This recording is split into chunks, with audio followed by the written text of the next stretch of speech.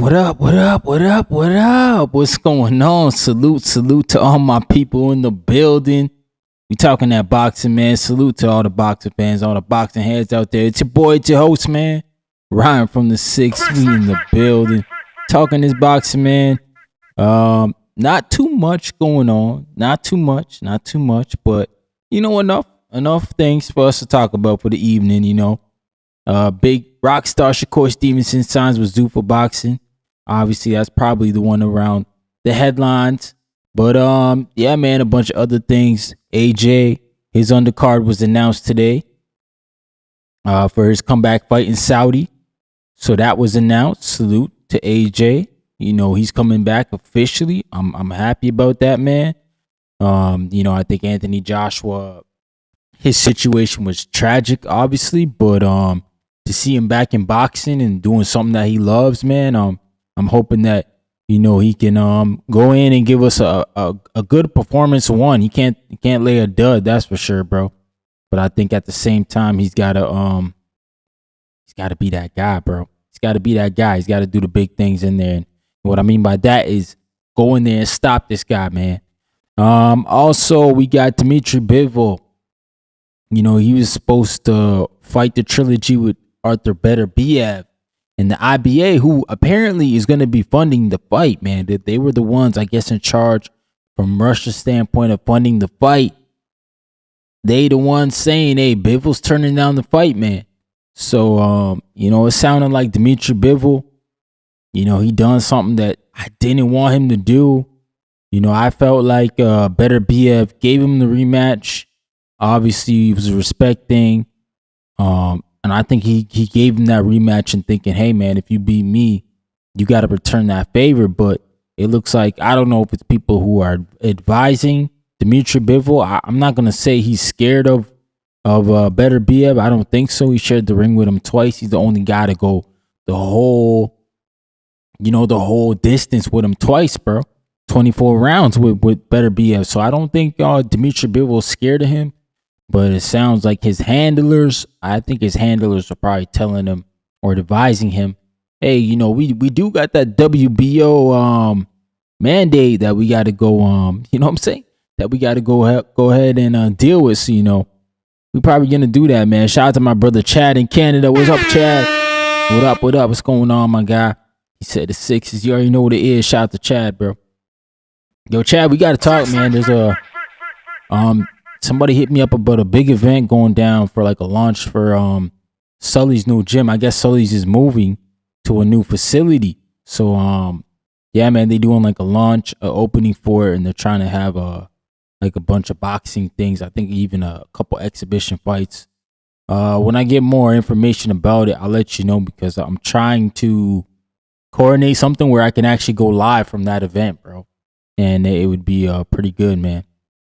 You know, shout out to Sully's Boxing. It's been around forever. I know Sully's been around like even since my dad was fighting. I know my dad said something about Sully's gym. He said there was a time, and this is where my dad, like, he doesn't understand the new school boxers really, like the new amateurs.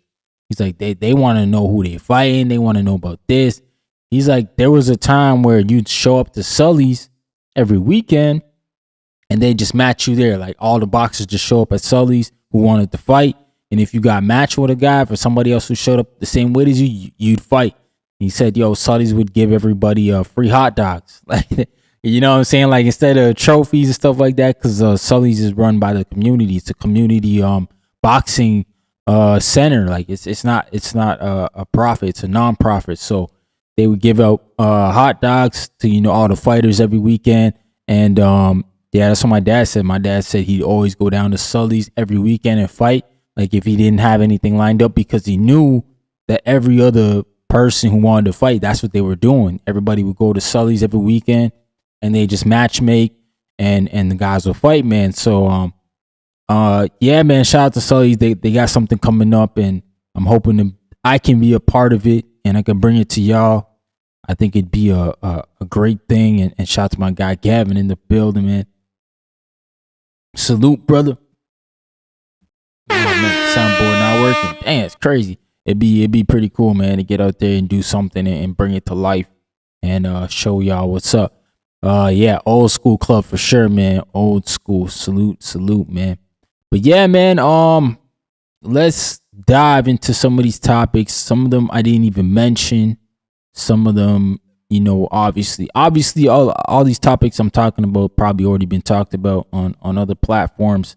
I don't think there's a lot of news going around in boxing.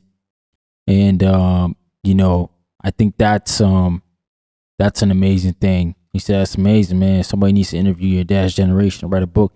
Yeah, man. Yeah, when I got to go to the Ontario Boxing Hall of Fame, I got to see a lot of those guys that I do want to get in front of a camera, like Egerton Marcus, who was a silver medalist in the Seoul Olympics, Chris Johnson, who is a bronze medalist in the Barcelona Olympics. He's a current active coach these days. Those are two guys I would love to sit down and pick their brain at. Obviously, if I can get Lennox Lewis, that'd be a big thing too. But I know Lennox is a busy guy. I'd have to catch him, right? I'd have to catch Lennox just in the right time, But I know him and my dad are still very tight to this day. They still talk a lot, so you might be able to get that made. But yeah, man, that generation. There's a bunch of other people who definitely deserve their story to be told. Absolutely, man. And I'd love to get there. And the Wilcox, Bob Wilcox, a lot of guys, man. There's so many, man. So many. I don't want to leave out any names, but like there's so many people that I just love to get it out, bro. Just get it out, man. You got the goods before, get the goods before it's too late. Yeah, man. Yeah, I wish a lot of these young coaches would, bro. Reach out to those guys and get the goods, because they definitely got a lot of goods to give out. But let's get into some of these topics, man. Obviously, the show, I'm going to headline it. I'm going to headline it with Shakur, because I thought Shakur was supposed to be on Inside the Ring today. I didn't see him on. I didn't even see them go live on it. Maybe that hasn't popped up yet, Inside the Ring. I wanted to see if he was gonna make a fight announcement. Nonetheless, we gotta assume there's a fight announcement coming. He just signed to Zuffa. Usually that's the next step. Then they announce the fight. What do we think rock star Shakur Stevenson's gonna be doing next? Anthony Joshua, man, he's returning at the end of this month to face off against Christopher Peringa. Obviously, this is a tune-up fight, so we'll see what Anthony Joshua looks like. There's still that stigma, man. I'm pretty sure his last fight, obviously, with Jake Paul, but his fight before that was Daniel Dubois, where he got stopped, man. So I mean, but he's been out the ring a lot. It's not been a year for AJ, but it's been a lengthy amount of time because the death of his friends, and we'll see how this impacts him going to the ring, going to a fight without his team, right? Without his regular team, missing a few people. We'll see how mentally this can either break or add new motivation to Anthony Joshua, man. Obviously, I think we're all in agreement. We want to see Anthony Joshua succeed in this fight so that we can get the Tyson Fury fight. But man, nonetheless, he gotta look good, man. He can't look bad, or else it really hurts the Fury fight. And then Dmitry Bivol, man. Bivol's a guy who I thought for sure would have honored the trilogy with Beterbiev. I never questioned that. I was like, yeah, man, he gonna fight Beterbiev because Beterbiev gave him the rematch so quick, but it's been stalled out. He had the back surgery, got stalled out even longer. It's starting to look like these guys are trying to stall out. My man, not Bivol, Beterbiev, man. They trying to stall him out because he's getting older. I think he's like 40 years old now, or 41. David Benavidez, he never really talked about Beterbiev, and then now we got Bivol's kind of like ignoring the fight, man. But he's got a mandatory nonetheless, so I can't really get too mad at him. Shout out to my man Hunt's Bomb in the building. What's going on, man? He said, "What up, man? What up, bro?" Yeah, man. Let's talk about a topic I didn't really mention yet. Tank Davis, yo. So I talked about the PBC my last time, on on the show. I think we broke down the PBC's joined the zone.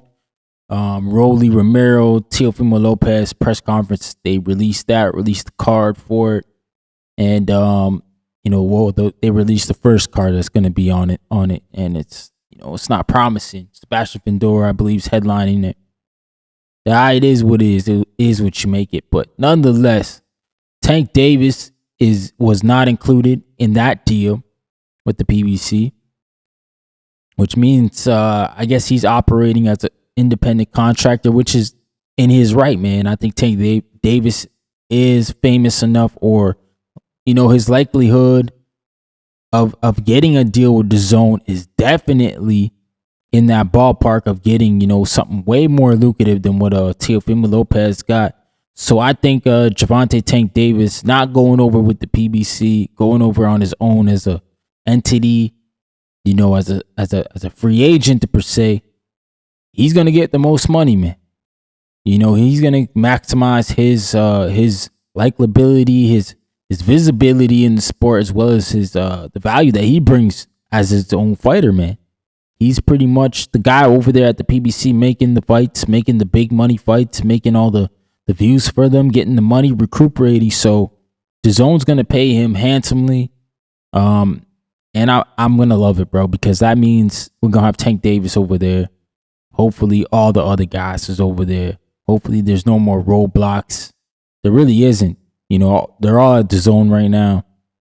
The Zone's just done an amazing job to get this done, man. If they can get this deal done with Tank Davis, it solidifies them as the leaders, man.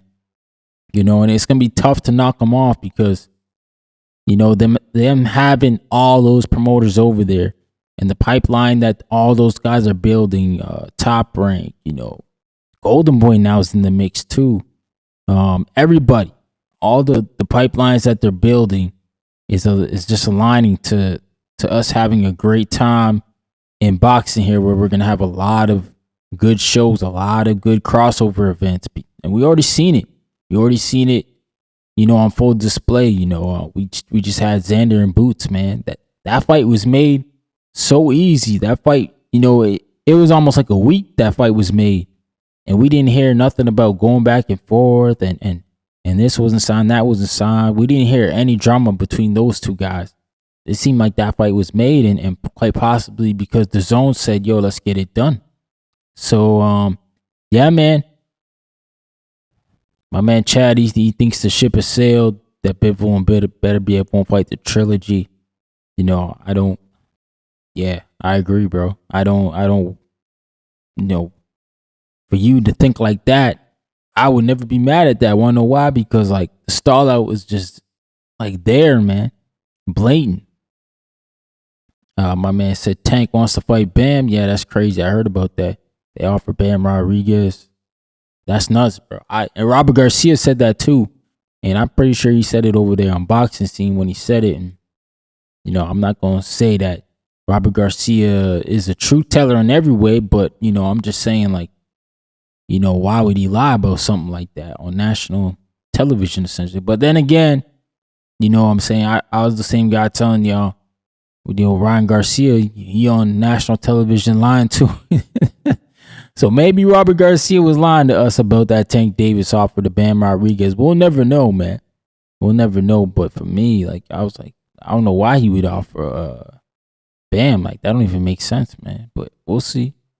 We'll see what Tank Davis does when he comes back, because it's kind of confirmed now that he won't be returning to the ring until 2027. So, we got to look at it like that, man. Tank Davis, he'll be back in the new year. He won't be back anytime soon.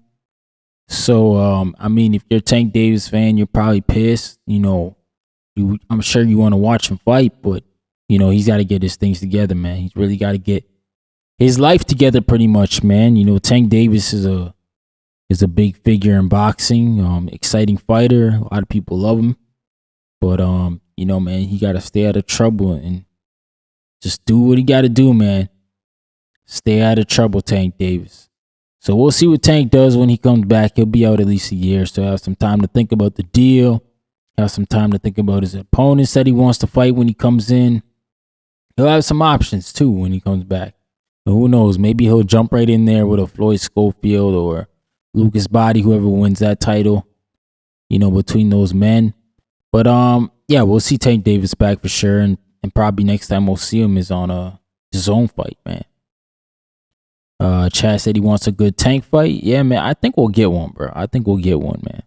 But yo, if y'all just came in the building, man, you know what I'm saying? Take your shoes off at the door and smash that like button for your boy. Did not really fight her. Oh, big right. One punch. That is it. Forget about the count. It is over. Yeah, man. Yeah, bro. Yo, make sure you say I smashed it. Oh, share if you on X Spaces, share the stream. We on X Spaces as well. I dropped the links in the chat on the YouTube. If you want to jump up in the X Spaces and talk this boxing, bro. But salute to everybody, man, who's tuning in. Did not really fight her. Oh, big right. Damn, look at that. Playing the replay, man. My bad. But I appreciate y'all, man. Y'all know what it is. Shout out to my brother, man. Keith in the building. What's going on, bro? He said, keep up the great work, man. Hey, I appreciate you, brother. Yo, salute to you, man. And likewise, bro, because you doing great work too, man. I know you was in Cleveland last weekend there at the Abdullah Mason, Albert Bell fight, man. You got lots of good content. I enjoy watching it, bro. Keep doing your thing. But yeah, man. And another topic. We'll dive a little deeper into this one. Dmitry Bivol. He should have been fighting Beterbiev by now, man. We know David's gone, bro. He ain't cruiserweight. I don't even know, man. He got other issues too, like personal problems going on. It sounds like, I don't know when we're gonna see David. So, like Bivol and Beterbiev, that fight should have been made. We got the IBA. Now listen to this one. The IBA, bro. The IBA president. Let me see if I can pull it up quickly here. He came out and with a statement on what's going on with Dmitry Bivol and Beterbiev. IBA head says Dmitry Bivol rejected lucrative Artur Beterbiev trilogy offers. So like, we did hear about the offers coming from Russia, right? And, I believe that fight's probably huge in Russia. Massive, these two guys being from Russia and the way they've won and their whole career, right? They're 1-1 against each other. So this is obviously a big fight in Russia for sure, bro. For sure. But unfortunately, it looks like these two guys may not mix it up, man. May not mix it up. I think I saw my brother Chad jump in the X Spaces. Let me get back to that window before I lose him, man. Have all these windows open. But yeah, let me get my man Chad up in here. What's going on, Chad? Oh, you're muted. There you go. What's going on, man? Not much. Actually, I'd really like for you to just kind of keep breaking things down the way you are, because sort of listening and learning too, because I don't really know where things were at with Bivol and Beterbiev, and there's been so many rumors and so much, like, I just kind of haven't really paid hard attention, just nothing ever seems like it's more than just speculation when it's written. So, but overall now, I mean, don't you feel in some ways that the ship's kind of sailed? Like, Oh yeah. I don't know. Like, yeah, like on one hand, I would like to see it, but I don't know, man. Like, Beterbiev's kind of starting to age out, or is aged out, you could say, from his best years anyway, And then Bivol seems to be injury prone as well. I don't know what we're supposed to make of his health right now. Like, what's your impression of Bivol's health right now? Yeah, I'm not sure, man. He's only had one fight since the back surgery, and it was kind of like a underwhelming performance. Like, he couldn't get Michael Eifert. He should have stopped Michael Eifert early in that fight. I know he put him down early, but that fight shouldn't have went the way it went. I think it went the distance. Should have never went the distance, but yeah, man, you might be right, man. He might be, a shell of himself. I'm not like I'm not excited by it. I'll be honest. Like it just doesn't excite, but that doesn't mean like it doesn't interest me. I just don't know. I don't know if we'll get the fight we want to get. That's all. Maybe it's better that they just walk away with one and one. I don't know. Mm, I love the idea of a trilogy. I'm always talking about trilogies. yeah. Always in my calls. Anytime there's that potential, I love the idea of a trilogy, but in this case, think with everything, all the circumstances and how much time has passed, I don't Mm-hmm. know. But you know what does interest me is if Bivol is healthy enough, the David fight with Bivol. Mm. Absolutely. Like to me, if Bivol is coming back in any kind of, if even at 80% of Bivol, I think that he should consider the David fight. Yeah. Yeah, I don't know if David could get back down, man. That's what I wonder about. Like that's the biggest jump in boxing from light heavy to cruiser. And it's like, You yeah. think he's stuck at cruiser now? You I think think he I he's think stuck he up there? I think Mauricio made it, kind of appealing for him to stay there by enforcing Noel McKaylen to have to fight him. David to keep his belt. I think the one thing that would inspire these guys is the money, Ryan. I think if the money is right and what they think it would be from a guy like Turkey, say, I feel like Turkey's got to be interested in making that like ring. Um, I'm guessing they'd make the effort in that situation. But yeah, you're right. It's a huge jump, and I mean, I don't know. Like it would be a shame. Like if they're not sure, then probably they shouldn't, because it's not the type of thing you want to leave to any kind of chance, right? Mm-hmm. No, man. We'll see though. I mean, like you said, with Turkey, but like I don't know what's gonna go on with David now that, if he's with PBC, he stays at PBC. He'll essentially be the zone fighter. Yeah, like I'm really interested to see what it's going to mean for all these companies, these promoters to be with DAZN. Like that's the thing I'm most curious about now. Is it going to create openings for fights? Is it going to make things quote unquote easier? Like I'm dying Mm. to know. I think if we see anything with Tank, that would be a telling part of the story, right? Because Tank, I think even though he's associated with PBC, like he's not contracted with PBC, is he? I don't think so. At least it doesn't sound that way. That's why he went ahead and gonna be making his own deal with Yeah, the zone by the sounds of yeah, it. yeah. Like that was my impression. Like he's like a free agent basically, right? Even though he's affiliated with PBC, he's doing business with them basically. Yeah, he might Yeah, be like Earl Spence, like Earl Spence explained to Andre Ward. He's like him and Al just had a handshake deal. Like they never really yeah. signed Well, anything. that's like one thing that's kind of cool about boxing is still got that old school kind of flavor. You make a deal and just kind of honor it. Mm-hmm. Oh man, on Bryce Brim, he's kind of feeling the same way. He said, "I gave Bivol a lot of grace today. That stops. He ducked Beterbiev after Beterbiev gave him a rematch." Yeah, that's true.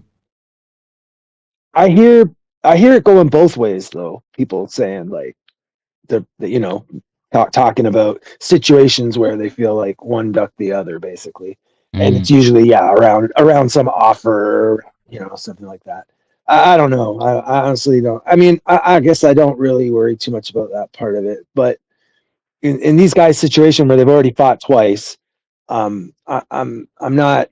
You know what I mean? I'm not as interested in that part of it because if they decide not to, whatever their reasons are, they've fought twice. It would be great to get a third fight, but if it's not meant to be, it's just not meant to be. I guess in this day and age, this is what we get. Yeah, we don't have many trilogies in this day and age, to be honest. Yeah, like barely at all. Even where there's great potential for them, they just don't happen anymore. It's too bad. Yeah, I think it's because they don't fight when they're young enough. I think that's the issue. Totally. Like they don't fight like I know Xander, he lost the boots, got stopped, but they can fight at 60. If Xander was go up to 60 and did some work and got a couple belts, he can get a rematch at 60.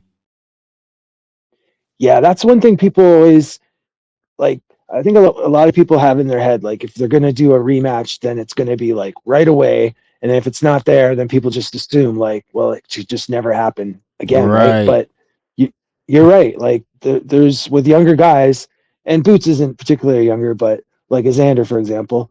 Yeah, man, there's opportunity for it to happen again. And I think it would be, think about it, like if the circumstances were right, say one's a champion at 60, the other one's like, highly favored, ranked high, it would be exciting again. Yeah. No, for sure, man. I think so, man. What's going on, my man? Irony Boxing. What's going on, brother? My Canadian brother, how you guys doing? Two Canadians. Yeah, Yeah. man. What's going on, Puerto Rico? In the building. Yeah, no, I cannot defend this. I don't know what reason he gave. Um, but like the gentleman here was just saying, like we don't see trilogies anymore like we used to. I think the last great trilogy might have been Fury Wilder. Yeah, you're right. That was the lot. And that one kind of was forced by Wilder. Like Fury, he didn't want to fight that second fight. Or was I it the mean, third fight? maybe There was one of them he was trying to get away from, and Wilder was going to take him to court. There was one of those fights. I think it was the third one, but I'm not sure. Maybe Katie Taylor and Amanda Serrano, even though that one didn't really, well, no, I mean, I don't know, maybe. But nevertheless, I mean, I think it's what you said. I think the problem of them fighting way too late. Like, for example, Amir Khan and Kell Brook, to me, if they would have met each other earlier, that could have very easily been a trilogy, just to give you an example, right? But they met when they were both shot, you know? Yeah, yeah. Um, Didn't one I of them mean, test maybe. positive too in that fight? Uh, I mean, mostly we get trilogies that we don't ask for, like Canelo Triple G and Chisora Fury. We get trilogies that Right. we don't really care to see. You know, I feel like there's another um, one too. Anthony Yard and Lyndon Arthur, or was that just a oh my was that just a goodness, no, rematch? no, no, no, no, that was trilogy. That was Yeah, that was trilogy, right? trilogy. Yeah, yeah. Yeah. Yeah, it's just that they. I, What up, so Chad? Chocolatito and Estrada is another Yes, that is recent one. another one. Yep, I That's enjoyed a that great one one. actually. Yeah, me too. Yeah, I just feel like it just didn't get the hype that, obviously heavyweight will get. So even though I feel like people didn't really want the third fight, and at first anyway, with Wilder and Fury, like I think a lot of people felt satisfied with the two fights we had. Mm-hmm. But as it got closer, people started to get, I think I was included. Like as it got closer, I was hyped. You know how it is. And then even in spite of that, it got more attention still than a third fight with Estrada and Chocolatito, whether people thought that that was needed or not. Like it Right. just something about the smaller, even though the smaller divisions will have some of the best trilogies, there's definitely not as many eyes on it. I think I'm gonna respectfully disagree with the gentleman here because in respect to Fury Wilder, because the first one, it was a draw. It was the issue with the count, that whole drama, was it Yeah. a long count, this and that. And then in the second one, you had that whole glove thing and Wilder having issues with his coach, Ah, that was like his fan stopping it. base. That was nasty, bro. I No, hated but what I'm that. saying is that it set the stage, I think, having a draw, because it's not like it was 2-0. It was a draw there that was very controversial, obviously. So I don't know. Me, for one, I was super happy with the trilogy. I mean, obviously, knowing how the third fight turned out to be, that's easy for me to say, right? But I had no problem with that one. I had a little bit of a problem with Serrano and Katie Taylor because it was 2-0, albeit two great fights. Mm, It was 2-0. yeah. But this one is 1-1. Like, this one actually makes The Right? most sense of them Yeah. all. Like Yeah. It's two great true. It's fights. true. Yeah, Two close fights too. Like I think like any fight you could have scored for any guy. Like Yes. I think even the first one, people who said Bivol won, I wasn't mad at them because like I felt like the fight was that close, and vice versa For with sure. the one in the last crescendo. I felt like that was close as well. Like so they were two close Yeah. fights. Personally, I had it 1-1. Now, I don't have a problem with either of them. I'm more of a B-ball guy because I typically favor the boxer because I think the boxer has to win the round. So I typically, move to I give the boxer more the benefit of the doubt as opposed to the guy with power. But with all that being said, bro, there was two great fights. I got people that think they were 2-0, whatever. I had it 1-1. I just want to see resolution, man. It's fair, and it's not like because there's a couple of 1-1s out there that we're not really in a rush to see a third one. For example, AJ and Ruiz, right? Like we're not in any hurry to see a third one on that one because Andy Ruiz, I don't know what he's doing, but but this one, like, come on, man. Like I gave you the benefit of the doubt because you were injured, you had to get surgery, and whatever the case Yeah. may be. Now you fought this guy Eifert, and now you're gonna do what? You're gonna fight Callum Smith, who pulled out of David Morrell. Like, Yeah. nah, man, I don't like that. And I'm a Bivol guy, but I don't like that, bro. I don't. Yeah, I agree, man. It's No, that's fair, bro. That's all fair for sure. I mean, it every fan gets moved a certain way, right? Like you're saying, like I got started getting excited for the third Fury Wilder, like I'd say like a few weeks out, and really it was all that beef, and the Wilder's fans were absolutely insufferable by yeah, they the were. time the fight was coming around, and so we wanted it just for that, just to like settle that part of it. And I'm not gonna lie, that when that fight was happening, I was like into it. You know, when each guy would like rise up a bit and start coming on, like I was off the my couch, I was out of my seat. So it ended up being pretty exciting when it was all said and done. It was a good entertainment, that trilogy, man. I That's agree. facts. I agree, man. It was. Though it was one sided, those last two fights, but you know.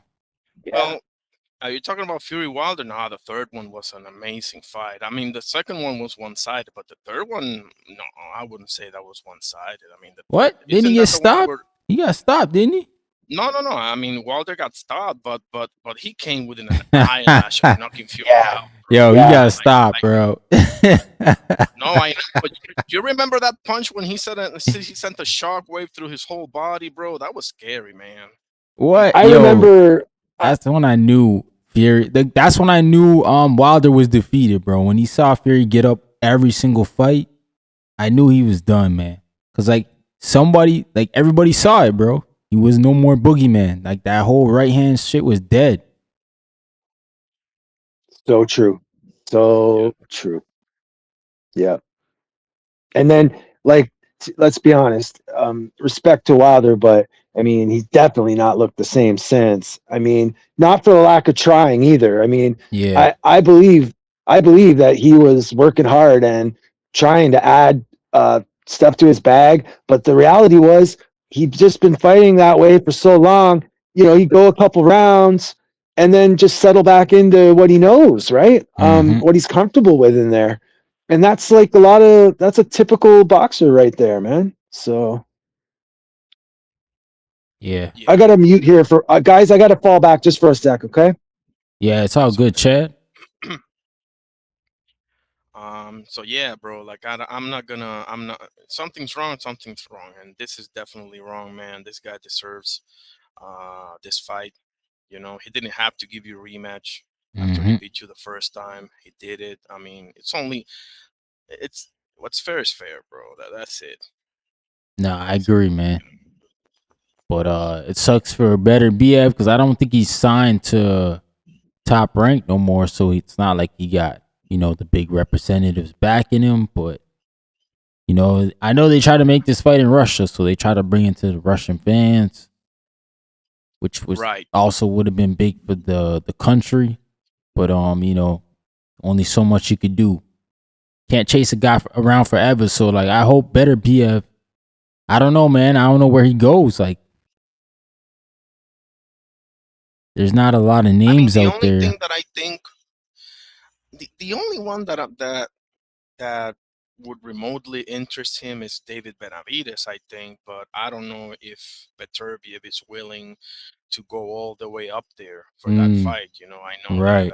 Benavidez, right? Like I mean, I know Benavidez said something about 190 pounds, but that was for Bivol, so I don't know. It doesn't seem like David is in any rush to fight Beterbiev, to be honest with you. So Yeah. even though he did put that 4-name hit list with Beterbiev name on it, Oh, he had to, man, or else we would have been looking at him crazy. well, that's true. If Beterbiev wanted to do it, it'd be a great time for David to take the fight, right? Like, and of course, there's always going to be naysaying fans that are going to, so if David like beats him or stops him, there'll be a portion of fans who point to Beterbiev and say, oh, he's too old and all this crap. Yeah. But the truth is it would be a really great win for him at the higher, at the lightweight, Sure. heavyweight division. Yeah. Yeah. And a passing of the torch is how I would look at it. Mm-hmm. Yeah, I agree with that because I mean I look at it, they can hide behind that, and I'm not the biggest David Benavidez fan, but in this I'm 100% with you, bro. Like if he beats Beterbiev, I'm not gonna be one to be like, oh, he's 40. No, because his last fight, a lot of people thought he won. It's not like it's one thing if Beterbiev in his last fight looked like old and done and didn't no, he looked like he might not look like the same that fought Anthony Yard or Callum Smith, but he's still dangerous. So I'm Mm-hmm. not gonna go Yep. that route whatsoever. Um, you know. So yeah, I appreciate you for bringing that up because you know what they're gonna say. Like if David goes out there and beats him, yeah, it's gonna be, oh, he's 40, you fought him. No, I don't want to hear it, bro. He did. He made his word. He fought the guy that he said he was gonna fight, or one of the four. 2 down Yep. now. Where to go? So, I mean, I count myself as a fan of David, but I don't know what you guys are going to think about this. But I've been on Shushu's ass since his last few fights. Mm-hmm. And I feel like David is a bit of the same problem that I have with Shu. And that's that with David, sometimes the hype doesn't match what's happened or happening in the ring.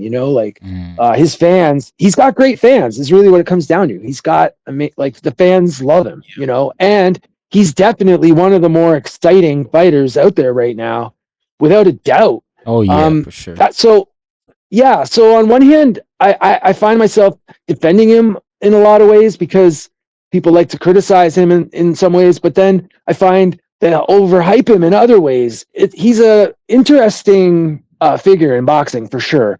But overall, guys, don't you feel like there's still like that classic fight for David? Like there's some, you know what I mean? Like he needs an opponent or that classic fight. He hasn't had it yet. And the problem is it doesn't look like there's great opponents to give it to him. I mean, Beterbiev might be the toughest, closest thing for David to get in there and quote unquote struggle, because he didn't struggle against sorry, what was his first fight at light heavyweight? Vosdick. Yeah. Like some people think that because he couldn't stop him or whatever, he didn't really hurt him per se, that there was a problem there. Well, aside from whatever shoulder problem he had, I liked what he did in the ring that night. And for his first fight at 75, I thought it was a really good look for David that night, man. He looked like a boxer as much as a puncher. And I thought he was landing, his shots were really accurate. I thought he had his shit together that night. And then, of course, the next day, I find out people are like, nah, he looked like shit. That fight was shit, this, that, criticizing him. There's a lot of things I like about David, but guys, the hype with fans and the media hype, sometimes it's like out of control with Benavidez. Well, there's a couple of things with Benavides, right? And they need to be put in proper perspective, in my opinion, because, yeah, I agree, right? Like, the Bostic fight, I gave him the benefit of the doubt. I think he had issues with his hands also in that fight, if I'm not mistaken. So, and Bostic, up until that point, Bostic only loss was to Beterbiev. So it's not like he's fighting some random guy, some warm up fight. No, no, no. This guy, former champion, only lost to Beterbiev. So, he ain't nothing to play with. Plus, he knew him from sparring. Okay. With all that being said, part of the thing with Benavides is that he never could get that Canelo fight, so a lot of people would naturally, go his way because he is the guy that couldn't get that payday, that big opportunity, that big passing of the torch between one Mexican to another, like an Oscar De La Hoya versus Chavez type of moment, right? But my biggest problem with Benavides is the fact that in my opinion, he moved up way too quickly because he was impatient. I mean, right now, Bivol saying no to the trilogy, it looks like he made the right decision now, obviously. But at 175, there's a lot more interesting fights for him as opposed to cruiserweight. Like cruiserweight, there's Mm-hmm. only one fight, and that's Jairo Petaya, fellas. Word. So let's be honest here. So in 175, I mean, why not Callum Smith? Maybe Morel. I mean, Morel now it's who knows what he's gonna do. He should go back down to 68. But I mean, at 75, there's a slew of people that are in the B plus, B minus field that you can fight. Whereas cruiserweight, not so much, bro. Like Ryan Rosicky in CBS was a great fight, but there's not a lot of talent there historically and presently, Yeah. unfortunately for him. So I think he shot himself in the foot, man. I think he should have stayed at 75 for a while. I don't know if he could maintain the weight. I don't know. That's a separate issue, but I think he got too impatient again because of the Canelo thing. Maybe he didn't want to relive that same. I don't know, but you knew they were 1-on-1 though. Like you knew that the two Russians were 1-on-1. That wasn't like Mm-hmm. hidden news or anything. So I don't know. That's my biggest issue with him, though. What up? What Um, up, that nephew? My nephew's on the live. What up? Yeah, go ahead. My bad, Chad. no, it's all good. I was gonna say though, the last fight, who did he fight at 75? The British fella. Anthony Yard. Oh, Yeah, Yard. Yard. Yeah, Thank you. yeah, yeah. Yeah, Yard. Well, you remember Ryan because it was on this show. I remember having to defend that fight to certain fans. Like Mm-hmm. fans that were just like, this fight's like nothing. Like Yard was nothing, and I completely Yeah. agree. Like I thought at 75 there was several interesting fights he could take, and if he beats the hell out of him, then so be it. I mean, let him clean up the division and prove himself as the lineal champion without a doubt, whether Ring give him that or not. The fans will know it. And I agree, and really establish himself in the division, right? Like moving the cruiser, and now there's like the threat of being stuck there seems kind of well, moving a cruiser for anything other than Jai, I guess, is kind of what I'm thinking because Mm-hmm. that is the biggest, best fight there. That's the only fight fans want to see. Now, Roziki, look, man, Ryan and I are Canadians. We Yeah. got love for Roziki, and in a lot of I love ways, the guy. man, I love the guy well, personally too. you got to, right? He's got that. He's got a Arturo Gotti kind of spirit Yes. about him, Right. Yeah.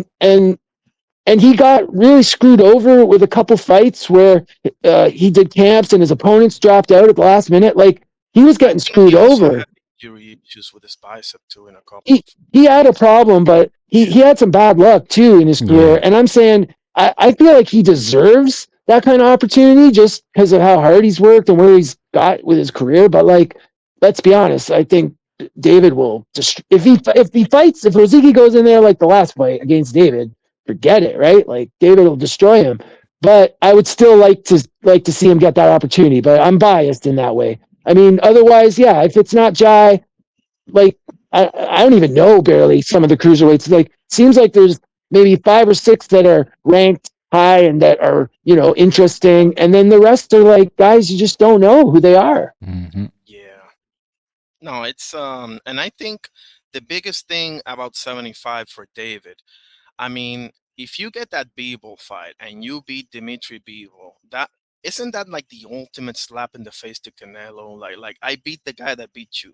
Like, Yeah, wouldn't that be like what a moment would that be for his career? Like exactly. you dogged me all this long, and this guy, at least this guy said yes, and I beat him. Something that you couldn't do. Like that could have been something for your career. Like only maybe beating Jayo Petaya would be like a huge moment. I assume, because I'm very high on Jayo Petaya personally. Whatever people think about his resume or what have you, but I mean, what else is there? Let's say that you go and you beat Jao Petai. What else is there for you at What you mean? cruiserweight, bro? Go to heavyweight, dog. That's what I've been telling Benavidez to do. Bro, are you sure about Move that, your ass man? up. I All don't them know, guys is man. young right now. They all That's young. true. Take them That's out true. They're now. either very old or Don't very let them young. get That's true. seasoned. Heavyweight is deep, bro, right now. I mean, Not really I don't though. know. I This ain't mean, the Klitschko days, Daniel bro. Like, Dubois might be the best heavyweight, man. Outside of Moses Satama. you got Usyk a to bunch me, of dudes that can fight, bro. Usyk, he let the belts go, so he's telling me he's retiring. Yeah, no, that's true, and he should have done that. Tyson Fury, AJ, and I don't know if they can hang with them young bucks no more. I just, mean, he's gonna have to do that. Go ahead. well, I was just gonna say we would really have to see like how if his power and his speed and his advantages, basically his advantages all through his career. If you think about it, it's part of his style. And so if that doesn't translate in heavyweight, I don't know. Like it could be the best move for him, and it might be like the career killing move. I don't know. I don't know him well enough to comment, to even guess really. But I think you're right. Like the division's filled with like contenders that would make great fights and exciting fights for him. That fights that the fans would be interested to see. Yeah. And his name would translate well to heavyweight. I think fans would be excited about it. So versus staying in cruiserweight, yeah. And dude, I totally think Opetaya is an awesome boxer, and I think he's the real deal. I think what we see is it's not like some peppered thing that's been arranged by promoters or whatever. He's fought who he has to. I mean, we just got done talking about it. There's really no one there. And I feel like in spite of how poor there is for his opponents, he's actually done quite well to show himself as being the best. I don't doubt it. Nobody does really. So I don't know about Opetaya too, though. Like maybe could he go to heavyweight? I don't know. Like that's the same question, right? Like yeah, for sure he can. He should, right? He should. Yeah. Like I just don't know how when they put on the extra weight, like I would want to see them next to like, an Atoma or, like some of these guys like that, and just see how they like Wardley, how they compare size wise, and just I can't even picture it in my mind's eye, right? So, but I mean, my bottom line, guys, is I'd rather see them fight active than not active. And so all that stuff we were talking about with the light heavyweight, I think there's a lot of fans that, like back when the yard fight was happening, they would just poo-poo that, and think, no, we want this fight. But if you can't get those top fights, like these guys, they should be staying active. They need to stay active. Yeah. So I think 75 would have been the best fit in terms of, and then, if you're knocking out all the guys with any credibility in the division, then the calls for the Bivol fight should grow more and more, right? From fans. Like, I think you're totally right. It would have been the best slap in the face to Canelo that he can give.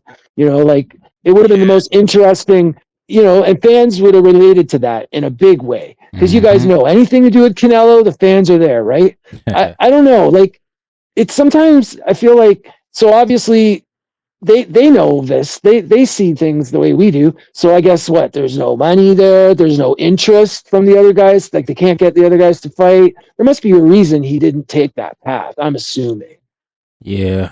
I don't know, man. Yeah. He would have had to wait. Like we said, the Russians had to fight again. So he was thinking about waiting. But the move up to cruiserweight never. And then him saying he was going to come back, like I never thought he was going to come back. I was like, man, like that makes it worse. That jump is way too big. Like, yeah, it's different that you were already sucking down to 60. I don't think you can make it. Was it 68? Yeah, I don't think he can make 68. Yeah. I think his last few Nah, I fights mean, he was depleted. So I didn't think he could make the Canelo fight. I think that's why they just left the division. But then for him to leave 75, now I'm questioning, is David Benavidez serious about boxing? Like, he can't make 75? Like, what's going on here? And then his I wife, mean, and then maybe all the it's like stuff with his wife now and coming out, and like it just adds up. Like, maybe David don't take boxing as serious as we all think he do. And we heard this before with Earl Spence a couple weeks ago. his debacle with him and Derek James. Like, like he's trying to blame sparring partners on Derek James. Man, it's always been Earl Spence's dad who's handled that. So like, I don't even know why he tried to throw Derek under the bus like that. But yeah, man, these guys just, I don't know. Not everybody is obviously not wired like, Bud, Mayweather, some of those disciplinary guys at the top of the top. he's stuck between a rock and a hard place because if you look at heavyweight, bro, most dudes out there are 6'4" and up. Yeah, they're And tall. David, Yeah. yeah, and David is a big guy, but he ain't that big, guys. Yeah. And he does have great hand speed.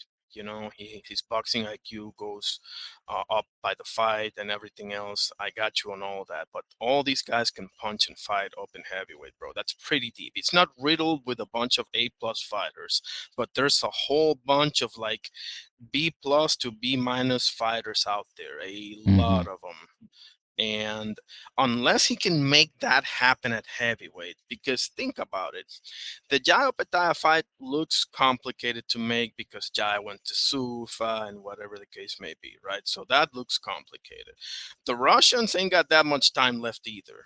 Okay, Yeah. like Jai is young. Okay, maybe that can happen, but the Russians not so much. Beterbiev is 41 and B 37 or 36, something like that.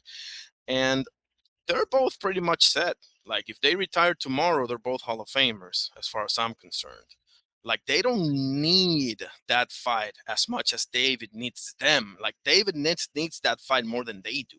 Like Bivol got Canelo, he got Beterbiev, he got Zurdo Ramirez, and Beterbiev, he had a 100% knockout ratio before Bivol showed up. So they have their story ending or however you want to put it. David is the one that needs, since he missed out on the Canelo fight. I mean, you're talking about missing out on 3 more fights here. Right. So and if those guys are gone, I mean, who else is there? Because you're not gonna get the Usyk fight. You're not gonna fight Fury or AJ. So your best bet is Moses Itama, maybe in like 1 or 2 years. I mean, maybe that can happen. But look at everything you're missing out on, bro. Like, it doesn't look good, man. Yeah. The longer he's inactive, the harder it will become to have a meaningful fight in a higher division, right? So I don't know, guys. I don't even know what to say about that. Like, here's a question. Like, what weight do you think Benavidez fights at a heavyweight? So I'm thinking 215, 220. Yeah, I think he could fight that guy who just won this weekend, Gassiv. Isn't he the WBA Gassiev, champ? right. Yeah, that's a guy they should try to bully. He's like No, he's he about to just fight. moved up, right? From cruiserweight, Gassiv. He used to be there for a long time. Well, he didn't just move up because I think he's Okay. been in there for a while. He beat Pulev, and I think he got a few heavyweight fights under his belt. But he fought Usyk back in the day. Yep. He had a great fight with Junior Dorticos. Yeah. For He sure. ruined Pulev, man. He ruined Pulev. Oh, Pulev was like shot. Damn. I think AJ did that, but if AJ didn't do it, Garcia finished the job for real. Pulev's so old, man. Yeah, for that sure. guy. That was he was with Don King, I think. Pulev, right? I believe so. Yeah, I believe so. Yeah, man. But isn't he about to fight Noel McCallion or no? David? Yeah. Yo, that's what the WBC is trying to force. They they Okay. trying to block Zuffa, man. That's what that was. Because the thing is, didn't his father say that we can make the Beterbiev 5 in like 5 minutes or some BS like that? Didn't he? Yeah, he said I that. That heard was that. crazy. Yeah. Yeah, so what? I mean, it's not looking good, bro. Like he's gonna regret, just like I told people, Deontay Wilder will end up regretting, parting ways with Mark Breland. Oh hell yeah. He's gonna regret. Yeah, he's gonna end up regretting moving up so fast, bro. Listening to Samson Simpson, whatever his name is. Yeah, I know what you're talking about. Nah, that guy Samson, yeah, man. He's a character, man. He's a character. Cause like I think he's ruining not only David's career, he ruining Fendora's career too. Yeah, Like he yeah, got Fendora sounding crazy out here. Poor Fendora. a He hundred gotta percent, bro. he's like Fendora's gotta defend himself in these interviews now. And he's a champ. Like he out here, everyone's asking him, like, yo, why you ain't saying like Boots' name? You don't want to fight the other champs. He's Not like, even Virgil, who's been yeah, I do. interim forever. It's like, man, and the PBC's at the zone now, so those walls are gonna start to close in. Didn't he vacate a belt just to not fight Sanders Sayas? Yeah, the WBO Nah, belt. Yeah, he's done for me, bro. He's done. He's done. yeah, he dug His sister Xander. has to be, but he's done. Yep. I like him and his sister, and I would say that my impression of at least his sister for sure, and him to a lesser point, they run their own social media account, and like they're out there, like they're in the mix. They're seeing what fans say, so they know how fans feel and what's being said. So I mean, at the very least, Pandora, he would know how he's being seen. So I'm thinking whatever decisions are being made about his career, he's part of that decision, or at least at peace with it. Because you Mm. guys are right. Like I'd like to see some different moves from Fundora at this point. And it's like at this great seems like it's great peak of his powers. Like he just keeps improving every fight. Guy's a hot commodity in boxing for sure, but they got to match him properly. They got to, there's fights the fans really want. So we'll see where that goes, I guess. Yeah, we'll see where that goes. If he gets in there with one of these guys, Jerron Boots Ennis, Virgil Ortiz, I don't think you'll get the Josh Kelly fight, but maybe Josh Kelly. He's about I to just fight Josh Kelly, isn't he, against Aguiar or whatever his name is? And yeah. Yeah, yeah, he's in a fight. the that division is kind of, listen. 140 is the most interesting division in boxing, and second is probably heavyweight. The 154 has taken. I mean, they have an unbelievable fighter, which is Butsanis, but the rest are kind of shaky, bro. Because Josh Kelly, let's be honest, here's a matter of time before he drops that thing. And Fundora, I mean, he got slept by Brian Mendoza. Erickson Lubin, you know, it is what it is. Great fight, whatever. Um, Tim Sue, Keith. I'm not gonna give him credit for a 75-year-old Keith Thurman. That's not gonna happen. And I mean, you got a bunch of dudes like Fundora is more known for the fight he didn't take as opposed to the one that he did take. That he's mostly known for the ones he did not take. Like how whack is that, bro? Okay, but can you compartmentalize just his fight since he got the belt, since becoming a champion? Like, how do you feel he's doing as a champion? You think he's a weak champion, or a champion, unproven No, champion in some way? Because I feel like at the very least, since he's taken the belt, he seems really motivated being a champion, and he fights like a champion. I So wouldn't I, say that I'm a he's. big fan at the moment. Mm. To me, a weak champion would be Josh Kelly. I wouldn't go that far with Fundor. I think Fundor is a weak champion because I just feel like, okay, there's a couple of things with Fundora. First of all, I think he fights the wrong fight every single time, even though he is coming into his own with the jab and everything. I understand there's some vision issues that might take place. Okay, I get all of that. But for the longest, if you have that much of a size advantage, you shouldn't be fighting like you're the smaller guy. And I feel like he does that way too often. Now, he is unproven though, because there is people out there that can build your resume up real quick that are not even champions. You got Virgil sitting right there, bro. You know, like Yeah, I blame I just Virgil for that though. They gotta make that fight. They gotta make that the I call. agree. that could be yeah, that could be They don't want the to make case. that phone call. Yeah, because Virgil, not for nothing, he ain't never even fought for a belt. So I guess he's the one in more of a hot water than Fundora is. So I'll Hell give you that yeah. one. But you know, you didn't fight Sander, you didn't fight Boots, you don't even fight Josh Kelly. And listen, Keith Thurman, he was coming off of beating Brock Jarvis in Australia, guys. Let's not act like he was coming off of beating Errol Spence or something, or Charlo or something like that. I mean, how much credit can I give you? Yeah, he's a former champion, probably a Hall of Famer. He was awesome back in the day, in the Sean Porter days and the Danny Garcia days, obviously. But I mean, he had to step on a chair just to meet you eye to eye. You know, I don't. He that I wouldn't say weak. That to me would be Josh Kelly type of, or Richardson Hitchens type of champion. But But Josh he is Kelly some. got a better win. Come on, Yeah. man. He lost Backroom? that fight, man. He lost that He fight. Don't dropped give me that. Backroom. Tim Zoo didn't even come Backroom dropped him too. close Backroom to dropped him dropping too. Backroom. They dropped each other. I Like mean, he Tim really Zoo exposed Backroom. got He exposed. annihilated by Backroom. Like Yeah. Yeah. Like he, annihilated. Oh yeah, that was bad. That was bad. And That was Backroom was bad. I cannot injured. lie. Yeah, I don't know if that ever that was got horrible. out, but Russ Amber told me Backroom was injured.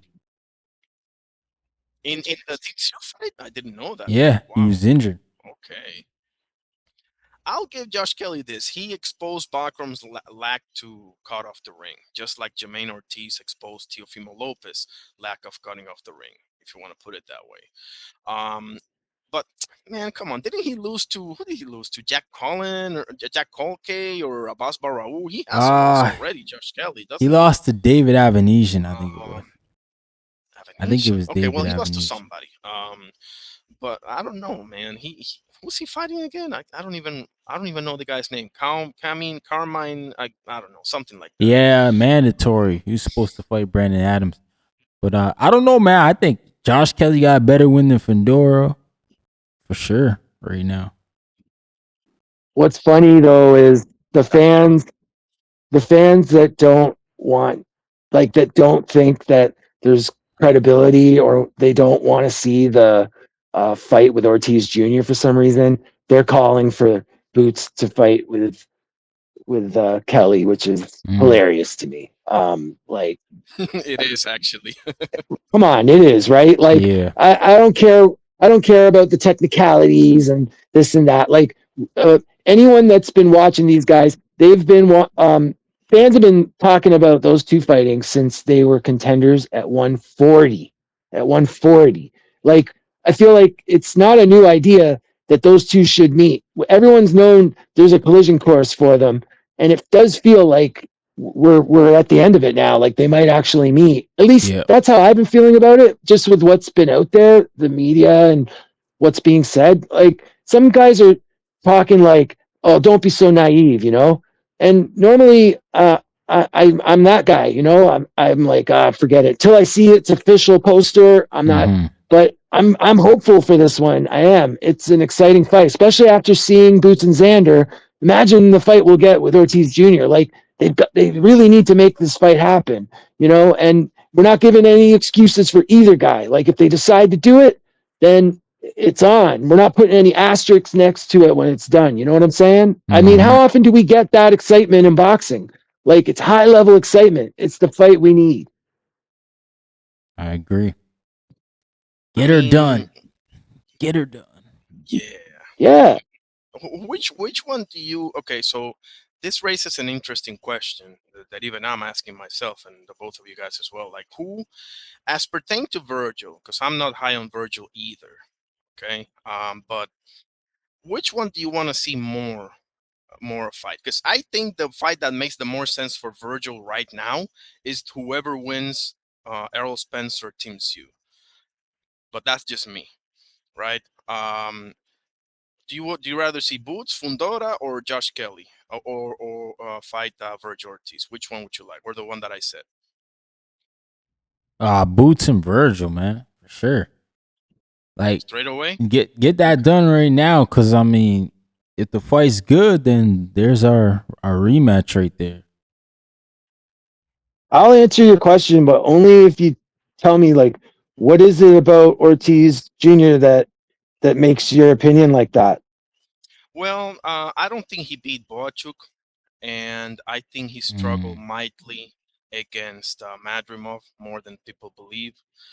And I haven't seen enough to be sold on him. You know, he beat Thomas Delorme. He beat I forget the first guy he fought at 54. I'm not gonna remember right now. And Erickson Loop, you see what I mean? Like I'm not convinced. Like any time that you, especially given how Boachuk's career has looked after that. Now you can feel free to say, you know, that's because of Virgil, right? Like a David Morrell type of situation where Morrell has looked dreadful because David took his soul. If you want to say that, okay, that's totally fair. But I haven't been impressed anytime he stepped up in competition, if you can call So that up in the competition. but that's what I'm saying. Like, so his Yeah, style and how he fights in the ring, you don't find that attractive or exciting at all? Like, you're looking at it strictly yeah. just from his resume, but don't you think, like, if nothing else, that his style matched with Boots will create fireworks in the ring, right? Do you agree with that? No, No. I think Fundora style is more prone to him having success in the fight as opposed to Butsanis. Butsanis is gonna massacre him, bro. With all due I, respect, that's not I, gonna I, be competitive, bro. There you go, massacre I him. want that fight too. I want that fight too. I know you do too, Ryan. Oh, the I just want Fedora? Ortiz Jr. more. I Yeah, the think he Fundora beats and Fundora. Boots. I think he beats Fundora, though. I'll tell you that. I do like his chances against Fundora and against Josh Kelly, not against Butsanis, bro. Mm. I just think the Fundora fight will be as exciting as the Ortiz Jr. fight, is what I think. It'll be a good fight.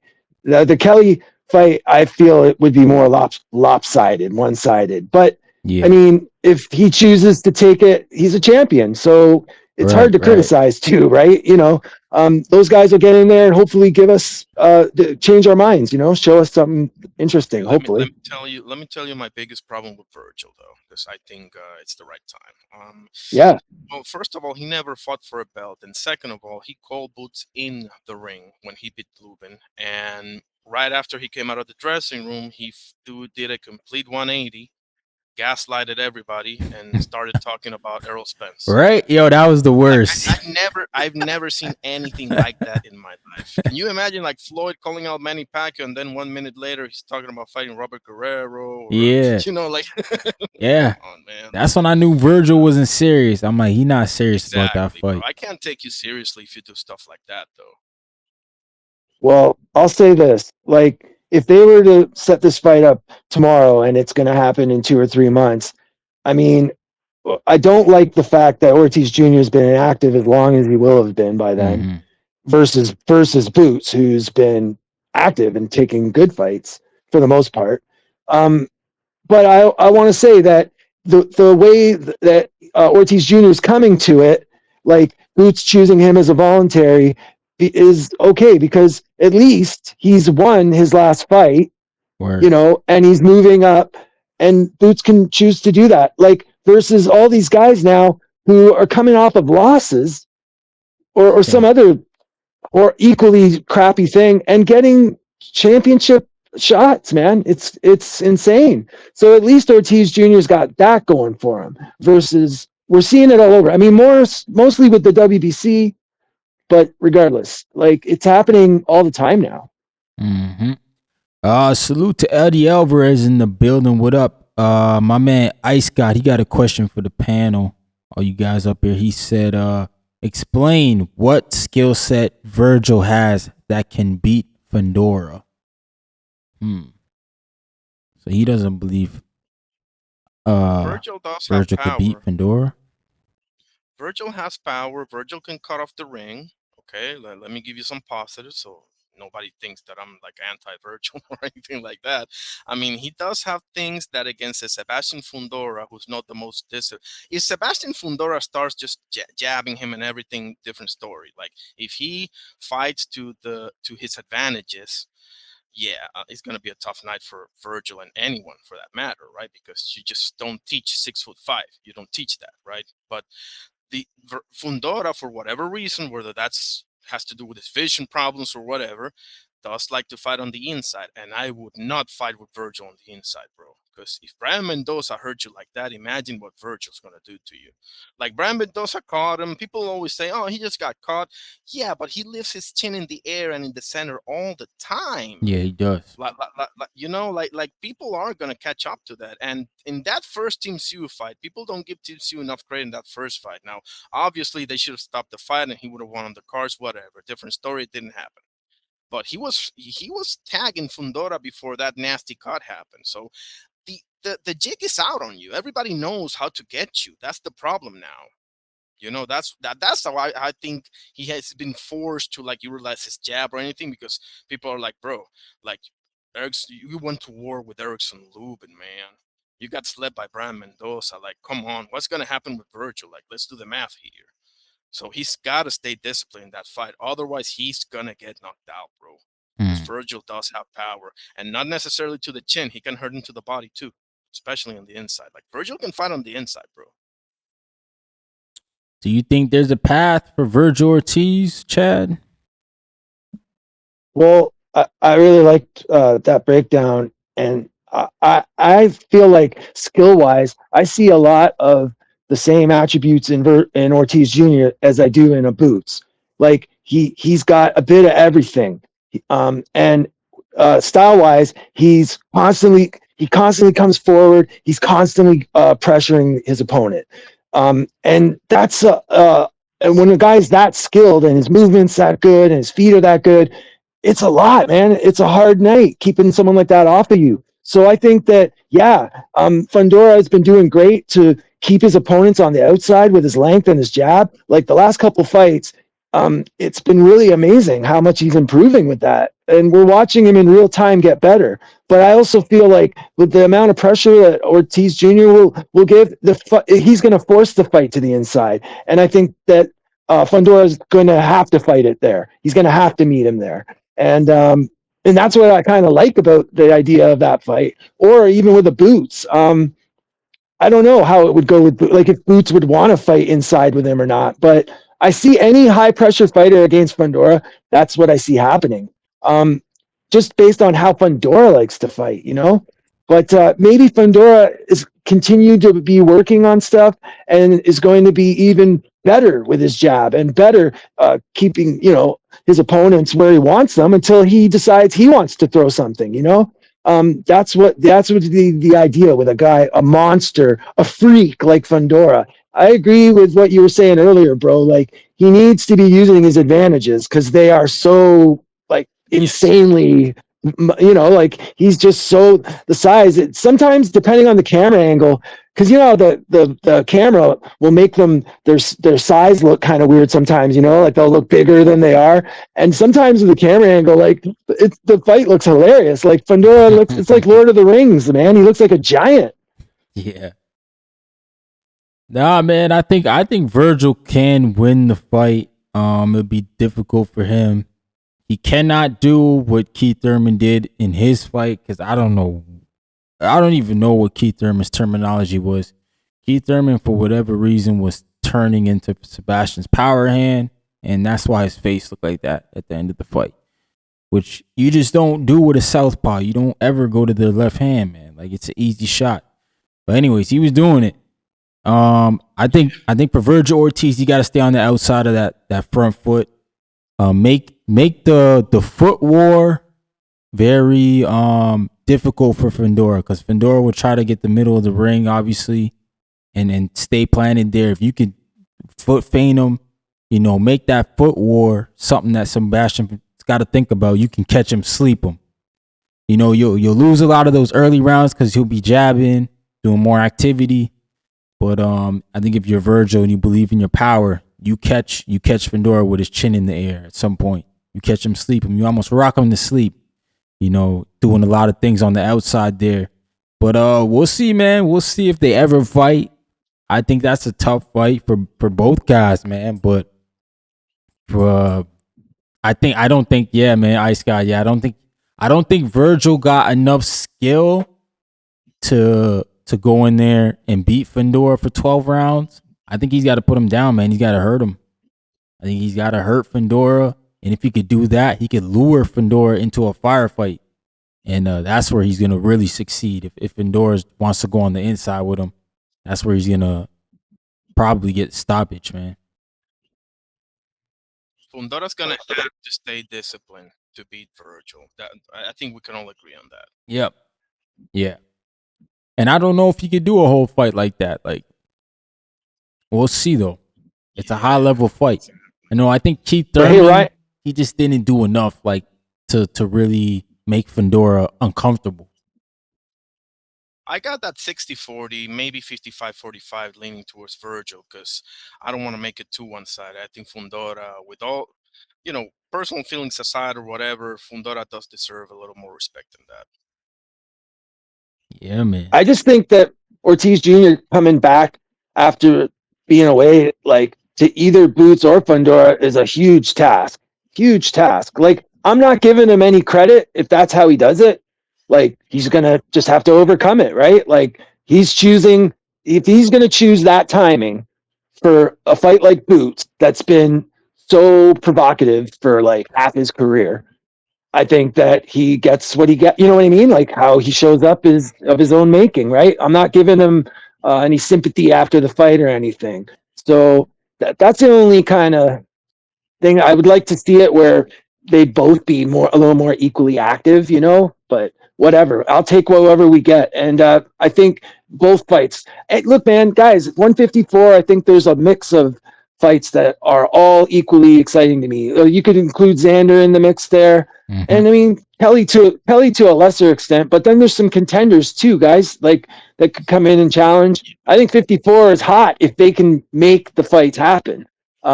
There's great potential right now. Bosbaro is going to try to get another shot at the title, I presume. Charles Conwell is coming back. And who else? Who am I forgetting here? You got Virgil. Man, Virgil. To me, again, I don't know if he should fight for a belt now. If I'm him, I'm getting whoever wins Errol Spence and Tim Tszyu, and I'm hoping that's Errol Spence so he can get that out of the way, his quote-unquote dream fight, however he put it. But if you're going to fight for a belt, bro, have that be either Fundora or Josh Kelly, especially Josh Kelly. But I mean, listen, Virgil and Boots to me could be bigger if Virgil can pull it off against Fundora, guys. If they can fight for unification, that's why I think it's a better route, because if they can meet at the top for unification, or who knows, maybe even for undisputed, that would make for an awesome fight, But hey, if we get it now, we get it now, whatever the case may be, like you said. I love all that you're saying, man. Everything you just said got me hyped up. Yeah, I think that's another interesting path for Ortiz Jr. And each guy can make different interesting moves at this point, So maybe we don't get the fights that we want the most, but we could still get some good ones regardless. And I agree, like Ortiz Jr. to come in the back door more, so yeah, fighting Kelly would be amazing if he was able to get a belt, and then they all start, fighting each other with belts. Oh my God, man. I think that would be, fans would love it. I just think fans would eat that up, and they'd be giving us exciting fights because I just believe that this batch, they're about it. They're about it. And I want to benefit as a fan as much as we can before they move to different divisions or their careers change somehow, For sure. Mm-hmm. Yeah, like boxing takes too much time now. Like yeah. These guys, you know what I mean? Like things take too long and they don't kick up their careers till 25, 26. It's like, and then as fans, we potentially miss out, right? We miss out. We're the ones that lose, not them. They're getting paid. They're making money. They're having good careers, taking good fights. But I think there's a lot of fights get left on the table, man. As fans, I want to see some of those. Either they get left on the table or we get it like a decade too late. It's one of the two. There's no in between. Totally. Now, I wanted to ask you guys about another fight that's up and coming. I mean, I don't know if you had anything else to say about this topic, but I I want your got guys' one opinion one on. more comment Yeah, from somebody. They asked you guys Virgil versus Backroom. How would you see that one going? I love that fight. Actually, I didn't even think about it. Wow. Okay. I mean, I don't see that happening because Bakram is one of those cases like he's dangerous, but he's not really. Yeah, he's a former champion, but he doesn't have that support behind him. So that Hmm. gives every reason for guys to not fight him or to get screwed on a decision, right? Either or, like a Sandor Martin type, like a Caballel type, like it's unfortunate what's happened to Bakram. Now, I would love to see that fight, and that would be a dangerous fight for Virgil, but I think Virgil can pull it off. I don't see Bakram hitting Virgil. I think Virgil is a little more defensively responsible, or a lot more defensively responsible than Team Sue is. He's not gonna just hit him with a left hook at will. You know, Virgil does move his head and is a little more smart about his approach on the inside. As opposed to a Tim Sue, because let's be honest here, Bakram hasn't looked as impressive as he did against Tim Sue, against Yeah. Josh Kelly or Jack Colkay. You know, so I wouldn't mind seeing that. I wouldn't mind seeing that. I personally think that Bakram should be getting a rematch with Josh Kelly, but that ship is clearly sailed. Hmm. Um, I Bakram versus Abbas Barraou could be an awesome fight too. Now that I'm thinking about it. Yeah, that'd be a good one Either one, yeah, for sure. Yeah. for sure. Um, that was really great insight. Only thing I would add is that I think if Bakram was wanting that fight, now would be the time to take it. Like he should try and get him back from a layoff, an extended layoff. Um, Other than that, I do think that Ortiz Jr. his punching is just way more destructive than Bakram. So I think it would be a good action fight, and Ortiz late Jr. late stoppage, but a great fight. It'd probably be visually a really great fight. Yeah, I think so too. They both got that come forward style, punching. But Yeah, yeah, I think if it's a firefight, I think Virgil wins, man, and I think he stops Backroom. yeah, Backroom, yeah. That's how I see it too. he didn't look too good against, like you said, Josh Kelly. Um, There's very interesting matchups because Virgil and the Boss Loki is an interesting matchup too. That's a former champion. I mean, there's no excuse to fight anybody outside. Like we just gave like five names without even trying too hard. Like um, give me something.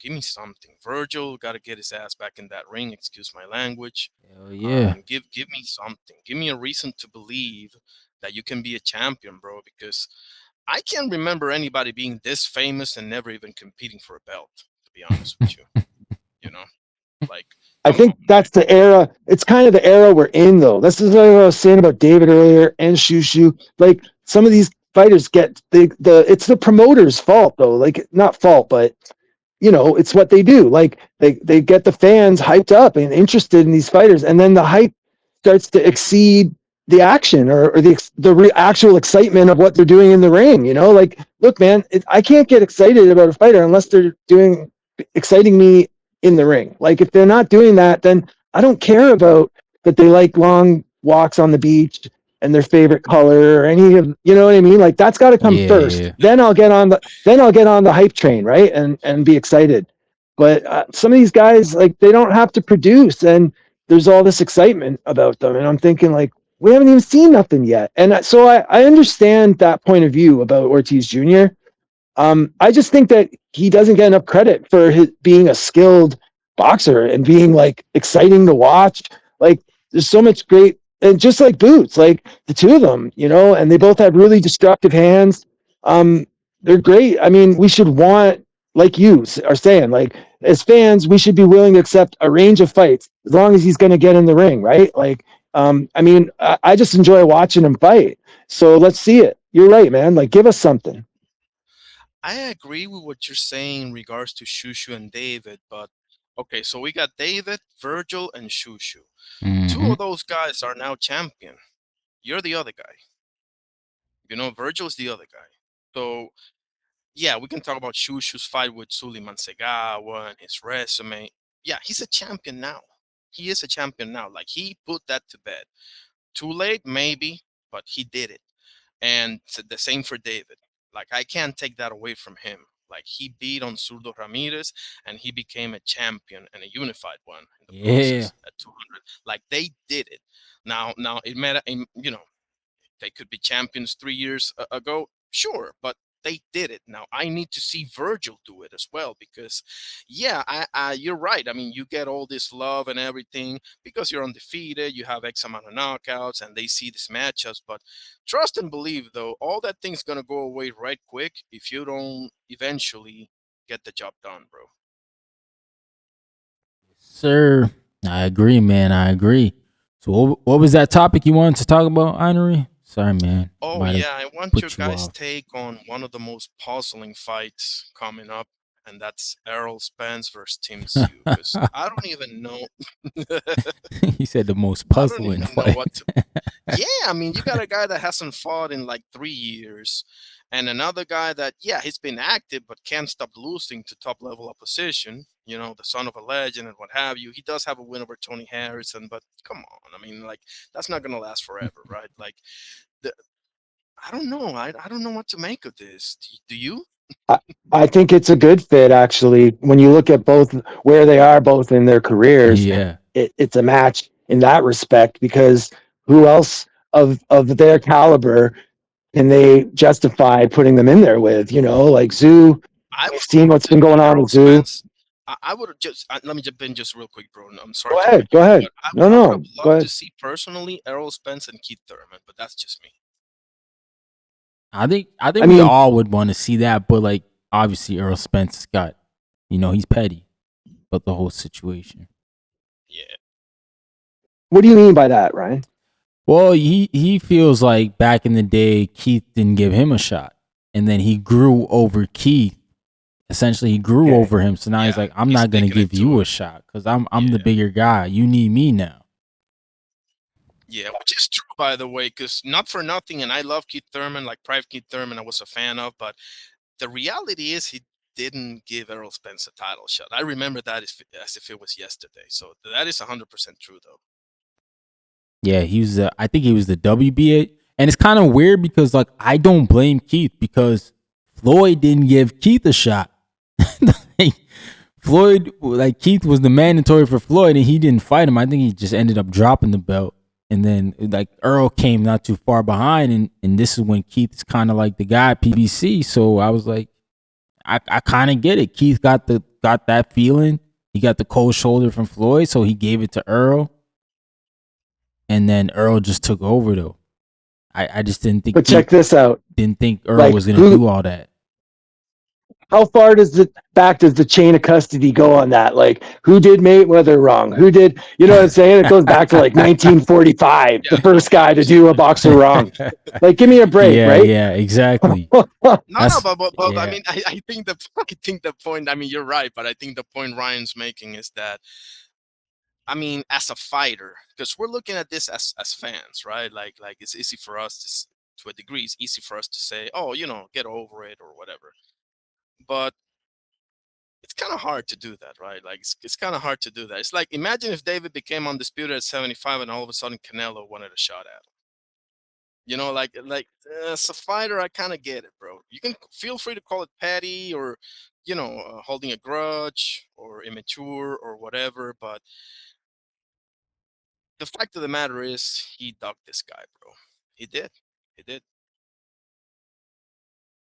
Yeah. Yeah, I mean, I think part of it too is probably the circumstances or the context of when that happens in their career or their life. Like, maybe it's happening at a time when you really need the bread, or, Mm-hmm. like, I don't know, like something else is happening there, and that's why it makes you a bit spiteful, like you carry it.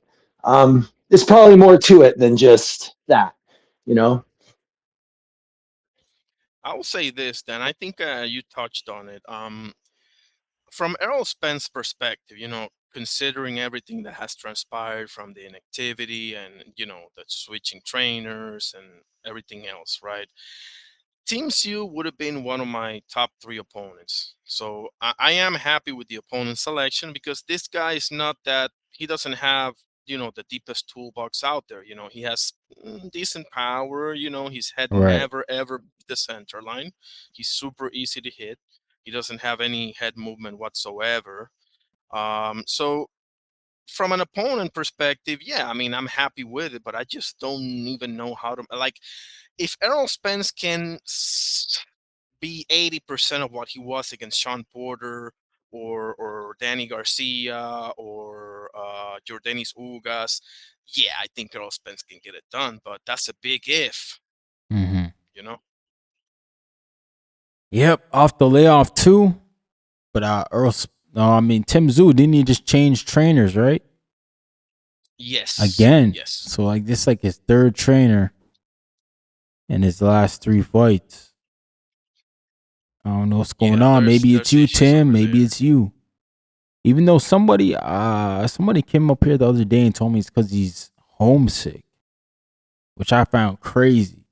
Because I know he started his career with Split T, which is in Las Vegas. So I was like, I'm not trying to hear that. I don't know what you mean by homesick, man. You could, I think Tim Zoo can afford, a nice little house in Las Vegas for his family. Yeah, I mean, you see what Jack Catterall did by going to the States and going to Bosianis. Right. I mean, you got to do what you got to do, bro. And if Naoya Inoue has fought outside of Japan and Saudi and in the USA, like, you got to do what you got to do. I ain't trying to hear that, bro. You're not going to listen. You fight all the time in Australia anyway. It's not like you haven't been in Australia in 10 years or something like that, So I'm not trying to hear that. Yeah, like. Yeah, he ain't doing no Usyk stuff, man. He ain't fighting on the road every time. Right. That's a guy. That's a guy who really misses his country, man. Everybody did at some point. Like Bud Crawford, people forget Bud Crawford had to go to Scotland and fight Ricky Burns. Devin Haney had to go to Australia to fight George Camboso. You got to do what you got to do, bro. So I ain't trying to hear none of that. Go ahead. I'm sorry, sir. No, it's cool. I gotta get going, but I just want to leave a thought with you guys. Maybe you want to talk about it or not, but like the winner of Zoo and Errol Spence, assuming Spence wants to continue, like who does that person fight next? Like how do they fit back into the mold? I got but Charlo. Charlo. Yeah, Charlo. Oh my God, that's a great idea. Yeah, right. Charlo's the perfect one because he was supposed to have a fight with Tim, and then him and Earl are beefing right now. Like, yeah, that's the perfect guy. I like that fight, and so if you take this one and then you do it against the winner against Charlo, kind of legitimizes more what they're doing. It's almost like having a little like tournament to kind of, and then like the whoever's standing at the end of it can challenge, maybe for a belt or who knows what, right? Like it's great a way for these guys to get some redemption in the division. So I really like that a lot. But I got to go, guys. So Ryan, salute. What's your? Were we supposed to call you Irony? Well, Irony, man, it was. I hope you come around more, man. That was really. I really like your point of view, man. So hopefully I'll see you back here. Yeah, he got a channel, Chad. If you want to check him out on YouTube, he got a channel. Yeah. Okay. I'll catch up with you, Ryan, and you can tell me about it. All right. Yeah, for sure. Like, give me the address or whatever. All right. Bye, guys. Peace, my man. Chad, Canada, man. Good stuff. Always tapping in with me, showing love. I appreciate it. Yeah, it's been a minute since I chopped it up with you, my guy. How's it? Yeah, man. Just been busy. It's summertime, so all the kids is out of school now, so they here every day now, bugging me. It's all right though. I love it. Wouldn't have it any other way. Exactly. Man, how about you, bro? Everything's good with you out in PR? I mean, everything is good with me, but not with PR, man. It's been a rough year for us, Oh, yeah. To say the least. Yeah, I mean, Matthias got shocked, and then, Xander. Yes. I mean, at least y'all got Shakur Stevenson. And Collazo. Yeah, Collazo. Yo, is he moving up? I thought I saw something about him moving up 2 If he doesn't divisions. get undisputed soon, he should because there's a big fight for him. I can't remember the name. I think it's Rosa, the name of the Dominican fighter they got. That will be Mm, like the big. That will be his like Chocolatito versus Strada type of okay. fight. Yeah, man. I saw Um, something about that. Some people are even hinting Bam Rodriguez. I'm like, what? I don't think he'll make it up to Bam, nah, but I didn't think Bam's Bam gonna was. go. I didn't think Bam was gonna make it up to anyway. So I mean, we don't Right. know. We'll see about that. But I mean, even if that were remotely a possibility, he's got some work to do. To be honest with you, because he's got a problem at 105, and Mm, he's got two belts. The other two belt holder are both Filipinos, Melvin Jerusalem and Pedro Taturan, right? So he already beat and stopped Melvin Jerusalem. okay. Um, so and the other guy, Pedro Taduran, could be a threat. I saw one or two fights of him, but I don't know how that whole thing's gonna play out. To be honest with you, they don't seem in any hurry to give him a shot, so he's kind of stuck between a rock and a hard place. But Right. he's clearly the best fighter in the division, in my opinion. Um, Hey, Oscar yeah, likes him. Oscar put him in that arena. I think it was a couple like last month. I was watching it. I was like, damn. I mean, ain't nobody there, but shout out to Oscar, man. Giving him love, man. absolutely. And Turkey had him in one of those Riyadh cards. He couldn't make it to one of them because he had his wedding. Mm. But he made it to another one. So I appreciate the fact that more Yeah, he fought people. on Latino night. I'm pretty sure Yeah, that's where he fought exactly, on. Yeah, yeah, exactly. the De La Hoya one. Um, Yeah, yeah. so I do appreciate that for good or for wrong, people are paying more attention to the lower weights. That's because of Bam, Collazo, and Inoue, obviously. Hmm. But I appreciate that because I'm one of those, bro. I'm one of those that thought that boxing started at lightweight and not so much. And Yeah, me too, man. I always thought boxing started at, I knew of the small divisions. I just never knew those guys. Like, but yeah, gotcha. anyway, he definitely, opened it up for me. I should lie, man. Donaire did, Rigondeaux. Obviously, I knew those guys. Yes. Um, you Yeah, and know, Calderon and Finito Lopez back in the right. day were Dude, I one of knew the best of those guys. guys, but like I never took time to watch Right. the fights, man. Me neither. Cause there's a whole bunch of them to be honest. It's not just those guys. Like shout out to the guy who fought Floyd, man. Tension. Now with Saka, man. Shout out to him, bro. I was Oh yeah, watching him. Nasukawa. Yeah, I thought I was watching him against Takuma Inoue. He lost, but I was like, damn, like shout out to him. This is like his 8th professional fight, and he's fighting for a world title. Yes, He's a crossover boxer. Like he used to be a kickboxer. Like I give this exactly. guy credit, man. He went in there to try to win a world title. The fact that he's even in the ring and he's competing too. Like he wasn't winning, but he's competing. Like shout out to him, man.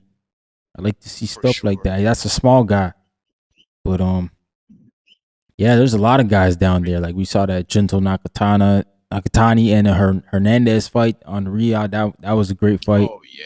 That is My Samurai. That was an goodness. awesome fight. Nonito Yeah. Donaire and Susumi. I didn't think that was gonna go like that. I thought Susumi was gonna destroy Nonito. How about Nonito Donaire, bro? Yeah, Can you teach an old dog new tricks or that what? guy's a G, man. He's a G. The fact he's still kicking Unbelievable, around, fight. man. I think he's trying to fight again too. He's saying he's trying to get one of the Maloney brothers. He wants to fight him in Yes, Australia. Yeah. exactly. Hopefully he can get that fight made.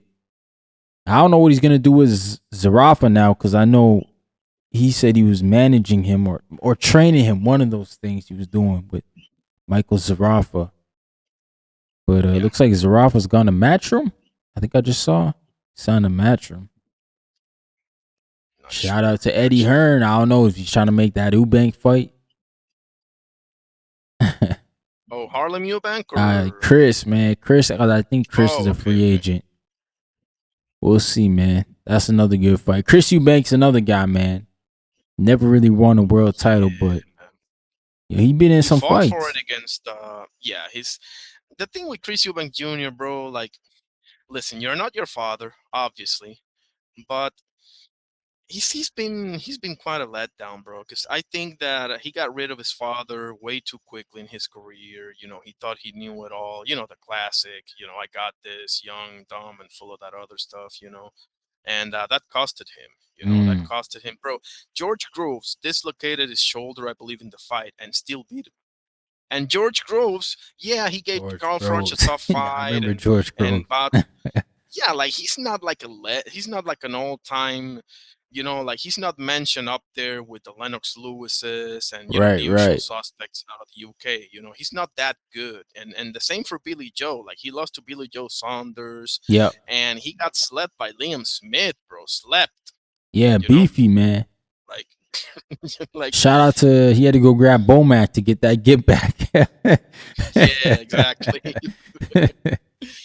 I mean, and what else? What's up with? And listen, I want to tell you one more thing. Like, I saw the CBS and Rosicky fight. Listen, Hmm. bro, nothing. You should be nothing but proud Oh hell yeah. about this That man wore man. I our mean, flag. He put on for us, man. yes, Shout out to he, Rosicki, he's man.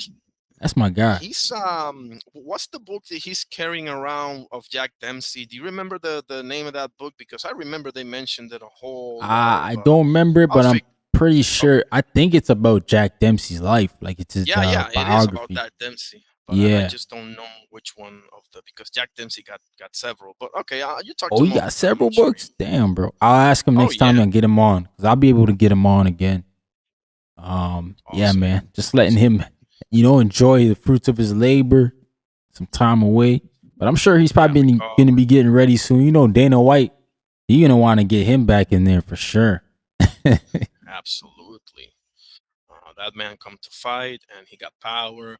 I feel again, this is easy for me to say. I'm just a guy sitting on a chair here, but with all the respect, he should try to be a little more defensively responsible. I think we Yeah, all because gonna I say mean, yeah, that. I mean, like, but on the serious one, bro, like great fight, great job, and I can't wait to see you back, buddy. Like seriously. Yeah, man. And shout out to CBS because he could have folded. Shout out to my guy Ozzy. He said, "Ain't nothing wrong with the old guys making a comeback. I would like to see Nonito again." Yeah, man. He said he's gonna keep fighting. He said Absolutely. he's gonna keep fighting. So shout out to Nonito, man. Make sure y'all He's one smash of the like those, button. and he's one of those that he'll keep going until he literally can't do it anymore. And I just hope that it doesn't end up badly for him. That's the only thing that I hope. Yeah. Nah. I think he'll get out before then. Hopefully. My man Z Yeah, Pacino said Eddie has a lot of 160 pounders. I can see Zarafa being Xander's comeback fight at 160. I mean, possibly, but that means Eddie Hearn. I don't know. He'd have to be in the Xander business because like he signed the Matchroom, so he'd be doing Top Rank a yeah, favor it's a lot. unless they're gonna get Xander to fight one of those 60 pounders that Matchroom has. I don't even know who they have it. Oh, I guess they got Vito now. They got Vito Melanecki, Emma Williams. Um, I don't know yeah, who else they got outside of 160 is that. another. What's the Italian guy that just fought Amari Jones, Gualtieri? That might be a Oh, he comeback. signed a Matchroom too. Okay. I don't. Oh, okay. I'm sorry. You're thinking about Matchroom exclusively. I'm sorry. No, no, no. I don't know about that. Yeah, I don't. I just Um, don't know. Yeah, like I don't even understand that signing. I guess like I was always thinking like, okay, they trying to get a big fight in Australia because Eddie Hearn's girlfriend, man, she from Australia, so he always trying to make sure he dabbles into that market. oh yeah, Skynex. Yeah, man, like she can't sell, so he got to have some Australians over there, or else he would have been had her headlining all types of events. Like she can't sell, obviously. So he gotta get creative with it. He gotta go get some more other Australians. And he got the heavyweight over there. What's his name? Freaking he got the double name, man. Forget that guy's name. Teremoana. Yeah, there we go. Tell somebody says it. Terry Moana, yeah. Eddie Hearn got him over there beating up on people. He had Jay Excuse me. Apataya for a minute before Jai left. So now he gotta get, you know what I'm saying? You got to get that Yes, back, man. absolutely. What's up with your brother, bro? Talk to me about your brother Oh and yeah, some man. We about. yeah, bro. We on the first page of BoxRec now ranked, so we in the top 50 of 154, which is good. Continue making our way up the ranks. My brother's fighting in August. Let me go to the BoxRec right now. Put it up on the screen. I think it's August Is it in Canada? 23rd. It's in Canada. Yeah, it's a 10 rounder, which is good. I think if he gets Joshua is his name? Joshua Frazier. I Joshua think if he There it gets a is. couple more 10s, yeah, we'll be in a position. I know he's trying to get in position with the WBA. There he is. Okay. But yeah, he's got a Oh, 10 to be rounder announced. It schedule says to right be now. announced. Oh, sorry, it's August 27th. Yeah, he's number 1 in Canada, but 50 in the world right now. That's okay. Yeah, that's not bad. I mean, when you consider some of the guys on the list in front of him, Right. you Exactly. know, Rashidi And Ellis is he there. Fernando it's Vargas. Ontario, right? Is Ontario far from you? Yeah, that's that. Ontario's like the state we live in, pretty much would be equivalent to Oh, that. okay. Toronto is city in Ontario. Right. Yeah. Oh, okay. I didn't know that. I'm sorry. So this one's gonna be in Brampton. Yeah, Brampton's like that's like a sports hub, bro. A lot of the athletes from around the city, that's where they come from. Brampton. So they gonna do that one in Brampton, man. It's gonna be a good event. Queens Manor Event Center. That's a good little venue there. Yeah, man, that should be a good event. Awesome. Should be a good event. Absolutely. 10 rounder, so I'm You think you're excited gonna about comment that. Sorry? You think you will be commenting that fight? Yeah, I should be there, man. I should be there for sure. Awesome. I'd like to go live from there. That'd be So awesome. we got coming up bomb ass Pacheco, right?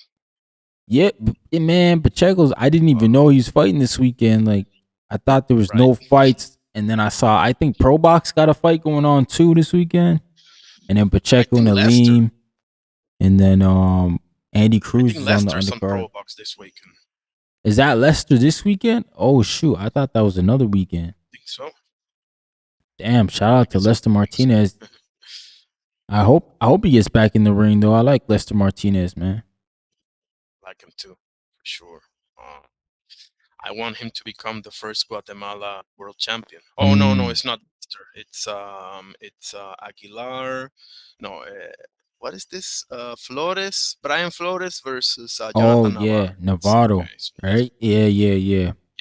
Brian Flores, yeah, he's alright. I like him. That should be a good fight. I don't know, man. I like Pro Box. I like the events. Like they always put on good shows. I like too, but I don't know if you heard, like they're not doing so good. Like I saw, I mean, well, Doctor and Ty were telling me the other day that Paulie got reprimanded for that or whatever the case may be. But I saw a video of Paulie Malignaggi saying that they're gonna cancel all their talking shows and they're gonna be relegated to do one event per month only. Which, if you're a fighter, that doesn't seem very attractive, right? Yeah. Because you got to get 2, 3 out of 12, out of a pool of God knows how many fighters. But nevertheless, they're going to start charging $5 per month as well. They're not doing so good, So I do like Pro Box. Listen, anything, it's another option, what. I love it, I can't hate on another option, like MVP, like Sufa, like whatever we feel about them. At the end of the day, first of all, it's giving chances of other fighters to get recognized and signed, first of all. And second of all, for us fans, it's another show, it's another, No, I agree, man. I agree. And yeah, I think that was Boxing Scene. They fired a bunch of people at Boxing Scene. A bunch of writers. And then yeah, they did mention they were gonna add that $5 to their which I always knew was probably gonna go to some sort of paywall eventually. Like I knew they weren't gonna give us on YouTube for free forever. I don't know, man. I think they're Yeah. doing. I think they alright. Like obviously, I think they're not in like any position of the other major four.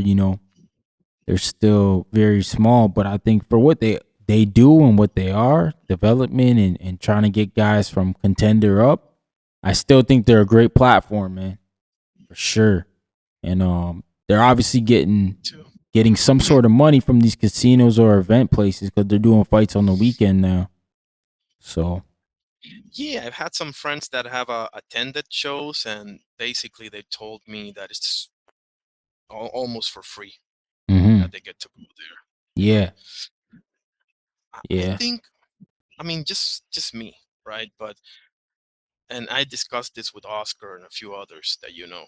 hmm I believe that they invested the money in the wrong places, because they have a Spanish team, right, with Marquez. It's cool to have all these former champion and Hall of Famers and legends sitting ringside, but that is also money that you may not have for production or talent. You know, Right, right. I just feel like you need to walk before you run. If you try to run before you walk, you're gonna face plant, and Yeah, that's yeah. probably that's probably what's happened. Not to like mock it or anything, but I think that's probably what's happened to them. But I'm just on the outside looking in, obviously. Yeah, we'll see. We'll see what they could do. I think I think they've always talked about being a network more than being a promoter. So I know that's something they always wanted to do, but hey, to be a network, it's not cheap, man. It's crazy expensive. But hey, Yeah. they do a lot of shows for other people on the zone and stuff like that. Their production team, so it does get used a lot. But we'll see, man. We'll see what they do. I hope they stick around. They're good for boxing. They're good for the guys who aren't signed to the big four or big five, big six. Now I guess Zufa's in. Yeah. I don't know. We'll um, see, man. Cause we heard a funny story about Zufa today, man. About cutting fighters, man. I'm surprised, man. I saw Ocampo. He was on a pro box card, and I thought he was a Zufa fighter. I was yeah, like, Carlos damn, Ocampo, Carlos he Ocampo fought. only had one fight on Zufa. They cut him. Damn. Yeah, I but mean, there's a couple other guys like that. Apparently, they cut after one fight. But I guess that's the nature of the beast, though, man. yeah, I mean, you got to remember they're starting to sign like big names. Shakur Stevenson. hmm They got Jael Petaya. Now they got Richardson Hitchens and Berlanga. Like they're starting to sign, and Connor Ben and others, right? Like they're starting to sign those names, whereas inevitably, you know, the guys at the bottom are going to get the short end of the stick. So once a promotion, yeah, they'll sign you because they're up and coming and they got to fill up a fight card. Let's just be blunt here about it, right? Right. And it's good for you to get that payday and that exposure. And if you can win, God bless, right? But the fact of the matter is, as soon as they start dishing out this whatever $1 million contracts to the big names, they're gonna let go of you, man. There's no room for you anymore. That's just how it is. Good, bad, ugly, pretty. It is what it is. Nah, I agree, man. I agree. It is what it is. Gotta take it how you get it, Yeah. man. But I don't know. Like I feel like they gotta promise to Paramount. Obviously, they gotta bring viewers into them. So they still gotta have enough guys on the roster or enough good fights to make that it keeps people coming back to the app to watch the fights. Because I know people say, yeah, those big Yeah. fighters are gonna fight on ring cards, but those ring cards don't happen on Paramount. They happen on the Zone or Netflix. Yeah. I mean, they're gonna have to figure something out because again, $5. It doesn't seem like a lot. It's not a lot, obviously, but one show per month for $5, you gotta figure something out here to give Yeah, viewers, especially with people when you say that you're canceling the talk shows. Like, you got to figure something out, because not for nothing, Paulie and Chris and that whole crew, they're knowledgeable. Like, they add value to the fan base, right? Hmm. And they can increase something aside from the event.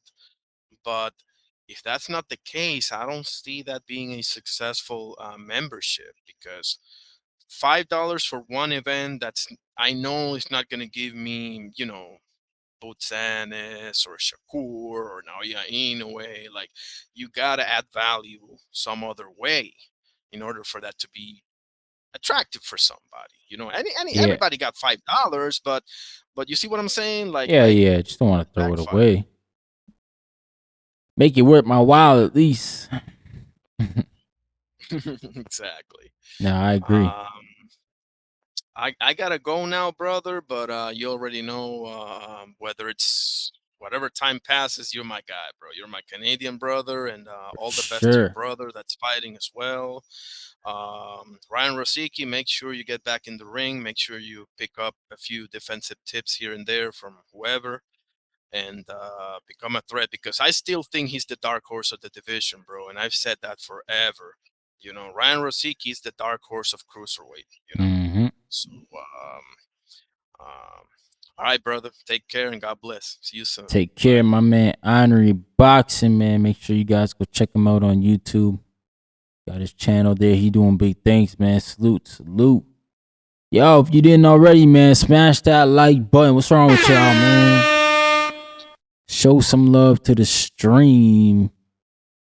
We got the X Spaces rocking out. We got the Discord rocking out. Salute to all the callers calling. Then we had Chad, Canada, and then we just had my man Honorary. Yeah, man. Did I speak on I spoke on Tank Davis, right? Oh, I didn't speak on Shakur Stevenson. That's crazy.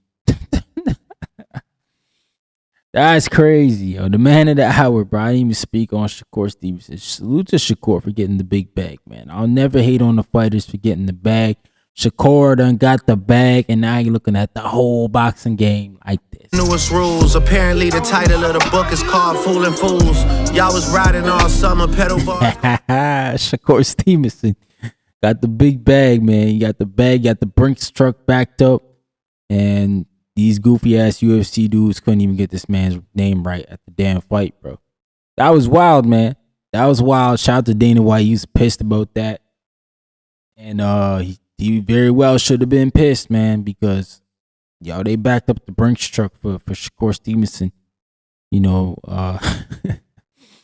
My man Dana said it perfectly. He said, I just paid this guy a bunch of money, bro, and we can't even get this shit right. Like, he's right, man. Like, y'all got to stop playing around with the boxing. Y'all just got to understand Dana White picked boxing to be his league to go head to head against the NBA and the other leagues. Just to take that in, just let that simmer. All you UFC fans, let that simmer down and let y'all understand what's really going on over here. But Shakur gets the contract, man. He's with Zuffa. So, of course, immediately the fans going to talk about the roadblocks that we put up. But, like, once Turkey Al-Sheikh came out to me, came out on Twitter and spilled the beans that he owns 60% of Zuffa. Man, he is Zuffa. So pretty much to me, all decisions go by him. He owns 60%. He's a majority. Nothing gets signed off without Turkey. So now that I know that, those fights he been talking about, whatever he wants, if they on the zone, he can get them done, man. If Tank Davis goes over to the zone, the fights can still get done with Shakur, man. It can get done if Turkey okays it. I don't know what the relationship is like with Paramount and how Paramount feels like with all these big signings not landing on their network. Obviously their budget, I think it's something like $10 million a show. So maybe they don't even, can't even actually have one of these guys on the cards. But I feel like, man, you could probably get a big name for $10 million, definitely on a card on Paramount. Whether they do that or not, it's up to them. But I don't know, man. I don't know how Paramount feels about Zuffa signing all these dudes and then not even bringing them over to the network, right? But Shakur Stevenson is with Zuffa Boxing now. It's official. I think a couple months back, or maybe even during the Xander. Nah, it wasn't even. It was before that, bro. It was the Oshaki Foster and Raymond Ford fight where Eddie Hearn spilled the beans and said that Shakur was already signed to Zuffa. He said he's already done. He's signed, man. And then now here we are. You know, obviously Shakur tried to hold on to that information by saying Eddie didn't know what he was talking about, but obviously the deal was said done. The details just probably weren't done. Now it's all done. The announcement's been made. I was hoping we were going to get an announcement today with Shakur Stevenson on what he's doing, who he's thinking about fighting, you know, but we didn't. I saw something on X Spaces where Ryo was campaigning again for the Shakur fight, saying, yo, I could be your tune-up for Zuffa. And Shakur Stevenson respectfully declined with I pick his, he's basically saying he picks his opponents now. I don't know, man. I'm not in Shakur's camp, so I don't know what goes on. But yo, you're telling me now all of a sudden you got all this, you know, like you get to pick everything now? Like why? What changed, man? The deal changed? Is you out the Jay Prince deal now? So maybe so, but you know, Shakur Stevenson is with Zuffa Boxing Promotions. I'm hoping that man is getting compensated extremely well. And I hope that you know, we go over there and we get these fights. Because if he goes over there and we don't get the fights, then what the hell is the point of the move, man? You know? Here's where Shakur Stevenson and Ryo going back and forth. You know, Ryo says, welcome to Zuffa. Shakur Stevenson, I'm your tune-up fight. Shakur says, no, you're not. LOL. I have to go say yes. Remember that. So yeah, so Shakur Stevenson, he not on the same contract as Ryo, man. It's just, he just told him that pretty much. We not the same. Ain't that what Dana be saying to the other promoters? We not the same. So shout out to Shakur Stevenson, man. I'm not even like hating on it. I know him and Shannon Sharp had their back and forth. I thought that was good publicity for Shakur Stevenson, man. You know, that kind of puts him in a new light, right? To certain boxing fans. My man's out here, you know, calling them. You know what? Maybe what Shannon Sharp said was ignorant as a boxing fan. Yeah, possibly. You know, saying that Shakur Stevenson got to take more risk as a defensive fighter, like, and then, you know, in another breath saying boots get hit too much. It's kind of like, you know, contradicting your whole argument against Shakur. But you know, he not wrong for having his opinion, Shannon Sharp, and what he thinks of Shakur's style. I just think he explained it wrong, right? Why he doesn't like it. He went a whole different route, but you're not gonna win that battle when you contradicting yourself about defense and things like that in boxing. But nonetheless, Shakur's on his media tour doing his thing, so I'm expecting an announcement soon. I was hoping we were gonna have it tonight so I could talk about that, but maybe in the next couple days we'll see that. My man Eddie Alvarez said, Shannon said what we all thought. My man Eddie Alvarez said Shannon not telling no lies, bro. Never told me she was black. Did I or did I not assault you? Oh, he beat the hell out of me, man. What? Look, I'm not gonna lie to the sister. You son of a... He said Shannon Sharp, man, told no lies, man. He came up there and kept it real with him, man. Sometimes you gotta keep it real with somebody, you know what I'm saying? No, I'm 1 in 18 in boxing. Like, what's some tips? I ain't gonna lie. 1 in 18? Yeah. Stop boxing. Go. Yeah, man. But we'll see, man. We'll see what happens with Shakur Stevenson. Yeah, maybe we get that Devin Haney fight finally. Maybe that was the last domino. You know, I just saw another tweet, I think from Bill. You know, they still applying pressure to Shakur Stevenson, meaning they're willing to drop the belt for that fight. They willing to drop the belt for that fight. That should tell you how they feel about it. That was about an hour ago. Here, I'll pull it up too. About an hour ago on X Spaces. We have first tweet there. Bill says Devin Haney doesn't need to drop anything first. Sign the 144-pound belt agreement, or DHP moves on. All right. So they said, yo, you got to sign, man. Sign that fight off, Shakur. Or then we moving on. Probably the Keyshawn then, right? That's the next fight. Keyshawn Davis. We'll see, man. We'll see. We'll see what happens with Shakur Stevenson. I don't know, man. What more I gotta say about it? He signed a Zuffa now. He getting his bread. You know, I think he'll be in some of these big fights no matter what. Just because of who he is, what he brings, what he represents. And I hope he embraces that villain role. I really do hope Shakur Stevenson embraces the villain role.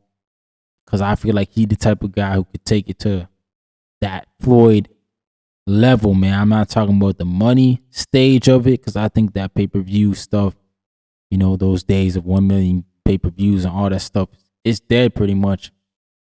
But all the attention, the impressions, the views, all that stuff, man.